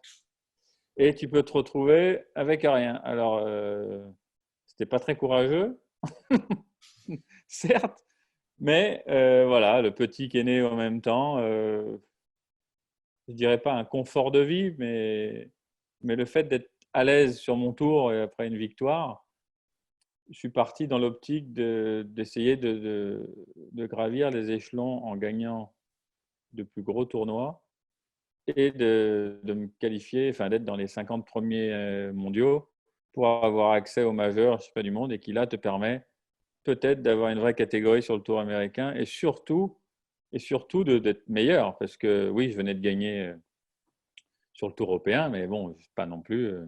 Enfin, je, j'avais besoin de me prouver que je pouvais faire partie enfin, de pouvoir élever mon niveau au niveau mondial un peu plus que ce qu'il était pour me lancer sur un autre circuit qui est supposé être alors meilleur. Je trouve pas que c'est le bon terme Plus parce dense que peut-être. ouais, plus dense et donc plus difficile de performer par sa densité. Mais bon, les meilleurs Européens ont toujours bien réussi aux États-Unis sans aucun problème. Donc, c'est la densité qui fait la difficulté et j'ai besoin de me sentir plus fort. Et donc, je voulais faire quelques années sur le Tour européen avant de tenter, si j'avais pu, par le classement mondial. J'y suis jamais arrivé, j'ai été 59 fois au meilleur classement mondial. Donc, j'ai jamais eu accès aux Masters, malheureusement, mais voilà. Donc, voilà un peu comment s'est prise cette décision. Et on est toujours on parle de l'entrepreneur, de la gestion de carrière. La pression des médias, notamment en France, tu es le meilleur français, tu es un peu l'icône pendant toute une partie de ta carrière du golf français. Il peut y avoir cette pression de dire allez, faut aller, pourquoi il ne joue pas les majeurs, Oui, et oui. pourquoi manque d'ambition, etc. Ce qu'on retrouve d'ailleurs chez plein de joueurs aujourd'hui, où on reproche à tel ou tel de ne pas être au niveau où il pourrait être, etc. C'est dur de résister justement parfois à cette pression qui est mise par l'extérieur, alors que toi, tu es bien dans ta vie, tu es bien dans tes objectifs, tu fais ce que tu dois faire, mais voilà, il y a cette pression.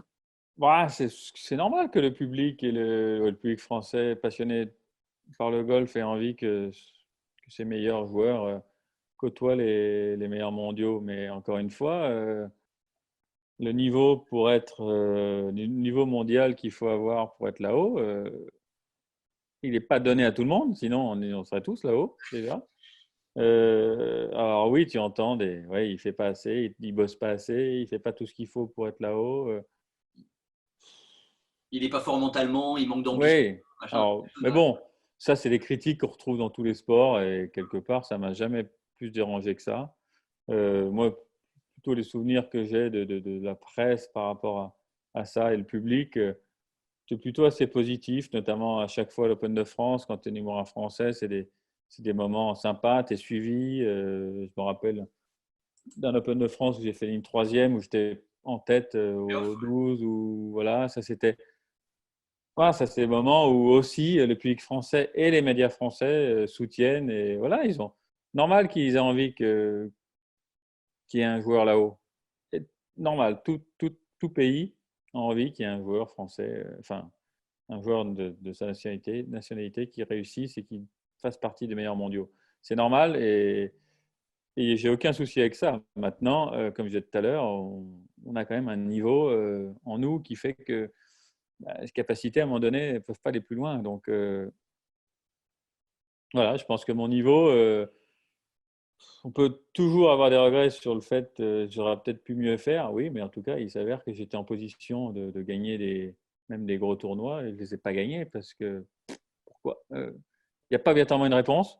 Oui, Euh, tu avais bossé, tu avais fait ce qu'il fallait faire. C'est pas parce que. voilà. Ouais. Alors oui, tu as flanché, tu as raté les putts d'un seul coup, donc tu devrais être meilleur au putting. Oui, ça c'est une constatation. Effectivement, j'aurais dû mettre plus de putts pour gagner, ça c'est certain. Mais il s'avère que je ne l'ai pas fait. Alors, il y a par mille raisons, côté mental, côté tout. Mais c'est le joueur qui est comme ça. Enfin, c'est moi. Je fais mon max pour progresser à ce moment-là. Et encore une fois, si le joueur ne fait rien parce il a des capacités à ne rien faire, mais quand même il a un niveau, c'est regrettable. Mais quelquefois, quelque part, c'est son choix. Et s'il est en paix avec ça, j'ai aucun souci avec ça. On parle de Victor Dubuisson qui, ouais, il travaille pas, il faut rien, il fait ce qu'il veut. Déjà, il est ce qu'il est en fait. Le Victor, il est ce qu'il est. Il fait comme il peut avec ce qu'il est. Euh, Sûrement qu'il a des capacités, mais bon, il joue bien aussi parce qu'il est comme ça. Si on le change, est-ce qu'il jouerait mieux? Je suis pas sûr. Voilà. Donc, c'est pour ça que je reviens toujours sur le fait d'être soi-même et d'en être bien conscient et d'être en paix avec ça. Voilà. Donc, donc pour revenir, oui, en tant que Français et la presse, bon, j'ai plutôt passé des bons moments en étant numéro un français. Voilà, j'ai fait une fois top 10 sur un British. C'était un super moment. Oui, j'aurais aimé gagner, mais je n'avais pas le niveau pour gagner. Enfin, Darren Clarke qui a gagné à ce moment-là, il était intouchable. Et Darren Clarke, on n'a pas la même carrière. Donc, bizarrement, quand on regarde le truc, en fait, il y a quand même des choses qui sont là et les C'est pas un chiffres hasard. parlent, quoi. C'est pas un hasard. Le français aurait pu mieux travailler pour. Oui, non. Enfin, moi, je dis non parce que la culture golfique qu'on a déjà dans ce pays, elle est pas. Enfin, c'est récent. Donc, Ouais. on a tous appris sur le tas. Et je donne à chaque fois comme exemple Alain, Patrice et moi, on a appris sur le tas. Eux en tant qu'entraîneur et moi joueur. Donc, Thomas, la carrière qu'il a faite, la meilleure carrière française d'ailleurs, avec le nombre de victoires et qualifications au Ryder Cup, il a appris avec Christian Bonardi à Paris, qui avait sûrement plus de culture golfique de ce vieux golf, mais ça reste, ils ont appris tous les deux. Hein. Enfin, Thomas, il a appris sur le tas, et la carrière qu'il fait en apprenant comme ça sur le tas, c'est déjà incroyable quand on ramène les choses. Donc, ce que je réponds à la presse, c'est ça.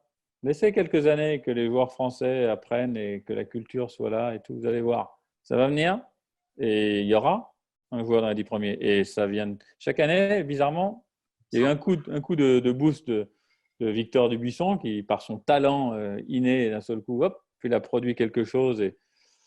Mais bon, peut-être que ça ne le botte pas plus que ça, cette vie-là, tout simplement. Mais par contre, on voit les autres arriver derrière très motivés, enfin, Victor Pérez, Lorenzo Vera, j'en oublie d'autres, mais d'un seul coup, ça commence à se mêler fort. Victor est dans les 40 premiers mondiaux ou 30. Enfin, voilà, petit à petit, mais ça ne va pas se faire du jour au lendemain. Enfin, c'est sûr, ça se travaille. Aujourd'hui, tu passeras après Aujourd'hui, est-ce qu'il reste justement des choses qui sont, de ton point de vue, inachevées ou inabouties, des choses que tu as envie de faire avant de te dire, voilà, ça y est, c'est bon, je suis allé au bout de cette carrière de golfeur et j'ai envie de passer à autre chose. Alors, je regrette pas beaucoup de choses. Donc,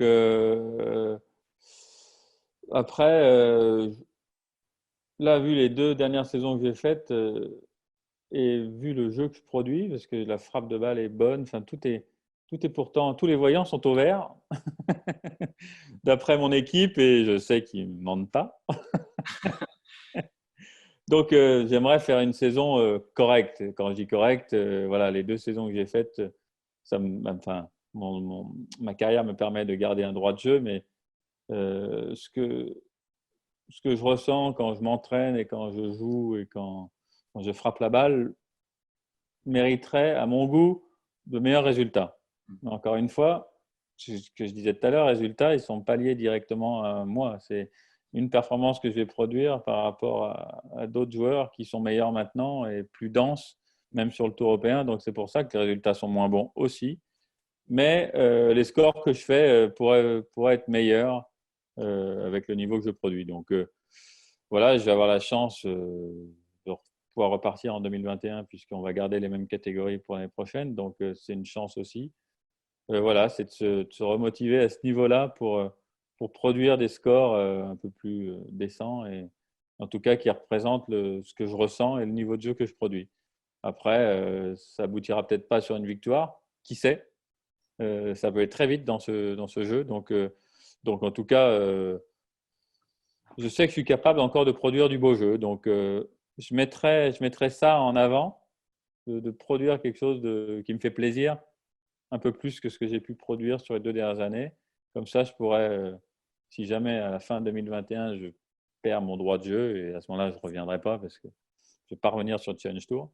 Mais en tout cas, d'avoir fait une année où j'ai produit quand même quelques semaines où je me suis fait plaisir et où il y a eu du beau jeu voilà, qui était à la hauteur de ma frappe de balle et en tout cas de mes attentes. Voilà un peu l'idée. Mais bon, il peut d'un seul coup ça peut devenir une belle saison-ci. Donc, faut y aller avec le plaisir et l'envie de mettre la balle sur le tee comme j'ai pu l'avoir quand j'étais jeune. Voilà. Est-ce que tu as pensé à l'après? Est-ce que notamment les tours seniors, est-ce que c'est quelque chose que tu envisages, que tu considères, ou est-ce que tu te dis le jour où j'arrête, j'arrête? Je pense que j'irai tenter les cartes américaines du Champions Tour à ce moment-là parce que c'est drôle. Enfin, c'est drôle. Déjà, c'est un beau voyage et puis on laissera les enfants à la maison et puis j'irai avec ma femme passer 2-3 semaines aux États-Unis à essayer. Alors, il y a peu de places, il y a 4 places, ou 5 places. Donc, effectivement, et puis vu les noms qu'il y a, enfin, je les connais tous, ça veut dire. J'ai joué avec eux, donc pourquoi pas? J'irai essayer, ça c'est clair, parce que d'un seul coup, si j'attrape une catégorie sur ce tour, d'un seul coup, il n'y a pas de cut dans les tournois. Enfin, c'est une autre vie. Donc ça peut être sympa. Mais sinon, l'Europe, je ferai quelques tournois, notamment les plus gros, et notamment le British, parce que j'aurai accès sur le British Senior. Donc ça, c'est sûr que j'irai jouer. Mais à l'heure actuelle, dire que je ferai une saison complète sur le Tour Senior européen, je ne pense pas. À l'heure actuelle. Après, on peut en reparler dans quelques années et peut-être que je serai sur le tour et j'aurai une autre vision des choses, mais je ne pense pas parce que j'ai d'autres projets en tête aussi, notamment développer le tour pour les jeunes et faire des événements, une académie, Massane, enfin il y a plein de choses. Rien de très précis, rien de vraiment de concret d'ailleurs, mais il va se passer des choses, c'est sûr. Donc, on prendra une décision à ce moment-là, en fonction. Où est venue ton idée pour le Band for Golf Tour? Alors, j'ai toujours été proche des enfants dans le golf, avec les parrains, en étant parrain des drapeaux tout petit, parrain d'une compétition de trophée junior sur Lyon aussi, puisque j'ai toujours été aidé par tous les golfs de la région. Et donc, je sais pas, avec les jeunes, je trouve ça tellement sympa de voir ces enfants tout petits là, démarrer, se faire plaisir et rigoler. Et c'est l'essence même de ce jeu, je trouve. Et moi, ça me rappelle de bons souvenirs, alors même si je démarrais à 15 ans, mais je sais pas, parce que je pense que j'aurais tellement aimé démarrer plus tôt que, que je m'occupe des plus jeunes et je me régale surtout. Donc après, l'idée de monter le tour est venue de ma femme puisqu'elle elle baladait les enfants dans différentes compétitions juniors parce qu'il n'y en avait pas beaucoup, alors qu'ils étaient 40-45 de handicap, donc ça ne jouait pas très bien. Et elle s'est rendu compte de faire autant de kilomètres, de prendre des hôtels pour faire jouer les enfants qui sont 40-45 de handicap. Elle a dit, mais C'est une folie. Ouais. c'est dingue. Et ouais, les parents, et en plus, même pas le droit de les suivre ou de les quadier. Ouais, en plus, Oh, bon. Elle dit, c'est pas possible. Enfin, c'est beaucoup d'argent, beaucoup d'investissement de la part d'un parent. D'un seul coup, son week-end, il est plombé. ouais. Enfin, ça joue, mais enfin, ça commence. Donc là, elle est rentrée un jour d'une compétition de 2 jours. Là, moi, j'étais en tournoi. Elle dit, stop, stop. On va. Pourquoi on ne montrait pas un tour, nous? Un tour pour les juniors. Et elle avait son idée en tête tout de suite. Mais un tour où on construit des circuits locaux, plein de circuits pour que les enfants ils jouent autour de chez eux, comme moi quand j'ai débuté au foot. Je donne toujours cet exemple, mais j'avais 5 ans. Je jouais dans les petits villages, des petits tournois dans les villages. Chaque semaine, on joue à côté. Enfin, on passe Bon, pas c'est deux pas de jours, France, ouais. on passe pas à France à 5-6 ans pour jouer à pousser le ballon. Donc, il y avait ça. Et en plus, au foot, les gamins, quand on commence, on te fait jouer au foot. On fait des matchs. Alors qu'au golf, quand tu démarres une école de golf, on te met sur un practice et on te fait taper les balles. Et les gamins, ils ont envie de jouer. Enfin, ils ont envie d'aller sur le parcours. Moi, le mien, le tout petit qui a 6 ans, il veut aller sur le parcours. Il practice, taper son. Enfin, il tape un saut, puis après, c'est bon. Enfin, j'avoue que c'est pas drôle. Donc, on est parti de ce côté ludique, près de la maison, pour les enfants de tout niveau d'ailleurs, parce qu'on a aussi des enfants qui jouent très bien, hein, mais de tout niveau, près de la maison, qui compte pour un ranking national, une grande finale à la clé, un stage avec moi derrière et mon équipe. Voilà comment c'est parti. Un peu, je fais vite l'histoire, mais c'est ça. Et, euh, et c'est génial parce que ça marche un petit peu. C'est pas évident parce qu'il faut des partenaires, parce qu'il faut que ça tourne. Et c'est toujours le même problème de nerf de la guerre. Il faut des partenaires, mais c'est un peu comme ton projet à toi, c'est pareil. Il va falloir se battre, mais quand on est passionné par ça, on a plein d'idées et voilà comment c'est parti. D'accord. Mais alors, c'est intéressant parce on discutait avec Stanislas Katurla il y a quelques jours qui lance un mini-tour pro, justement, Oui, dans cette même logique. Donc, pas pour les tout petits pour le coup, mais pour tous les pros, enseignants, joueurs pros de toutes les catégories Et les amateurs. et pour des amateurs qui veulent aller vers le pro, justement, pour avoir ce côté local, d'être capable de se frotter à des professionnels près de chez soi sans être obligé, voilà, parfois, de prendre l'avion pour aller jouer un tour, etc. Donc, ah il y ben a, c'est super. Ouais, j'ai vu passer son nom d'ailleurs sur les réseaux. Alors, je n'ai pas regardé comment ça se passait, mais effectivement, si tu me dis que c'est local, c'est super. C'est ce que faisait très bien le Tour français avant, Mhm. hein. C'était d'ailleurs les Français jouaient chez eux et vivaient très bien chez eux en jouant en France. Et il y a très peu qui allaient sur le Tour européen pour tenter leur chance. Donc maintenant, ça reviendrait, pourquoi pas? Parce qu'il y a tellement de monde maintenant. C'est que le problème, c'est qu'il y a beaucoup de monde et c'est difficile à en vivre. Ceux qui jouent le Alps Tour, Challenge Tour, c'est dur, c'est très très dur. Et il y a beaucoup de monde. Donc en tout cas, c'est une très bonne idée et j'espère qu'il sera suivi par des partenaires locaux pour trouver quelques dotations, parce que ça reste quand même pour en vivre, il faut un peu de dotation. Mais bon, je ne sais pas quel est le format qu'il veut faire. Le format Alliance peut marcher aussi, donc à voir. Ok, qui conseille pour finir? Ouais, j'ai juste Ah, mais vas-y. deux, trois petites questions. Déjà, en rétrospective sur ta carrière, quelles sont tes plus grosses fiertés? La longévité, Mhm. tu me l'as dit tout à l'heure, et oui, c'est ma plus grosse fierté. La régularité liée à l'encadrement, la structure, enfin qui je suis en gros, parce que c'est moi, et donc voilà, ça c'est ce qu'il y a de plus, c'est ce qui me rend le plus fier. Et tu as dit que t'avais pas beaucoup de regrets, mais est-ce qu'il y a des choses que tu aurais peut-être fait différemment?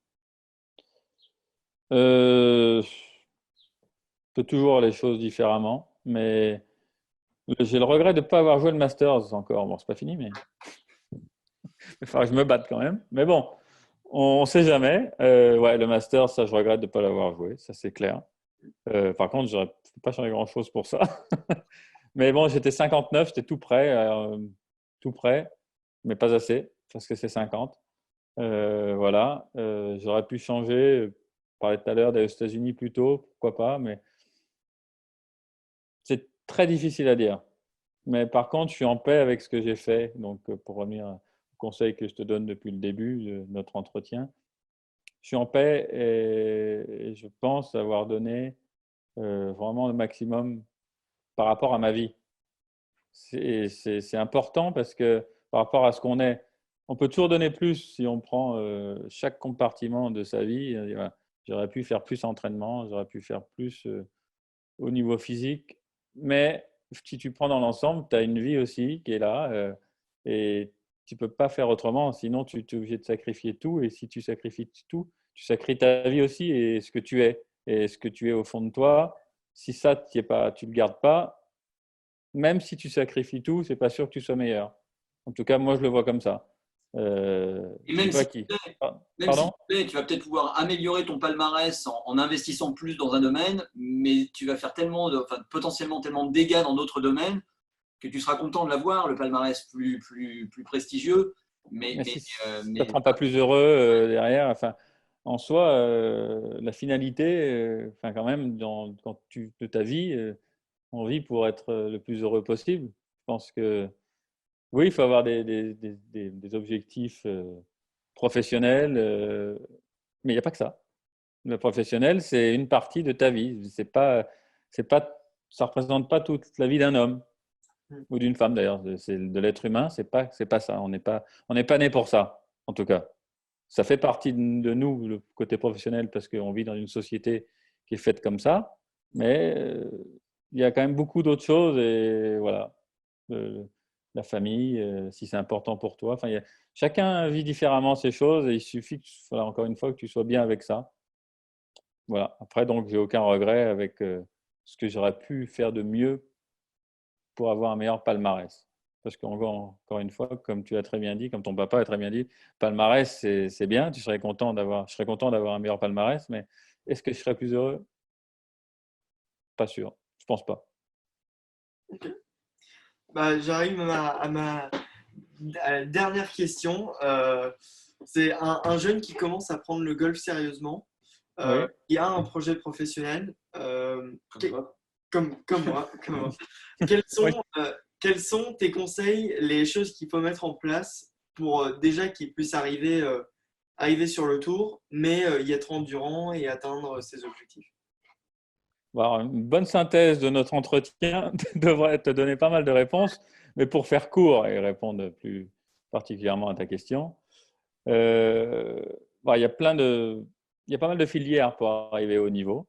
Je ne connais pas la tienne au moment présent, mais je trouve que ceux qui arrivent à garder le cap jusqu'au baccalauréat et avoir le niveau qu'il faut pour entrer dans l'université américaine, chose que je n'ai pas faite, mais j'ai plein de potes qui l'ont fait, qui ne sont pas spécialement sur le tour, mais le retour que j'ai de leur part est très positif et enfin, c'était une superbe expérience.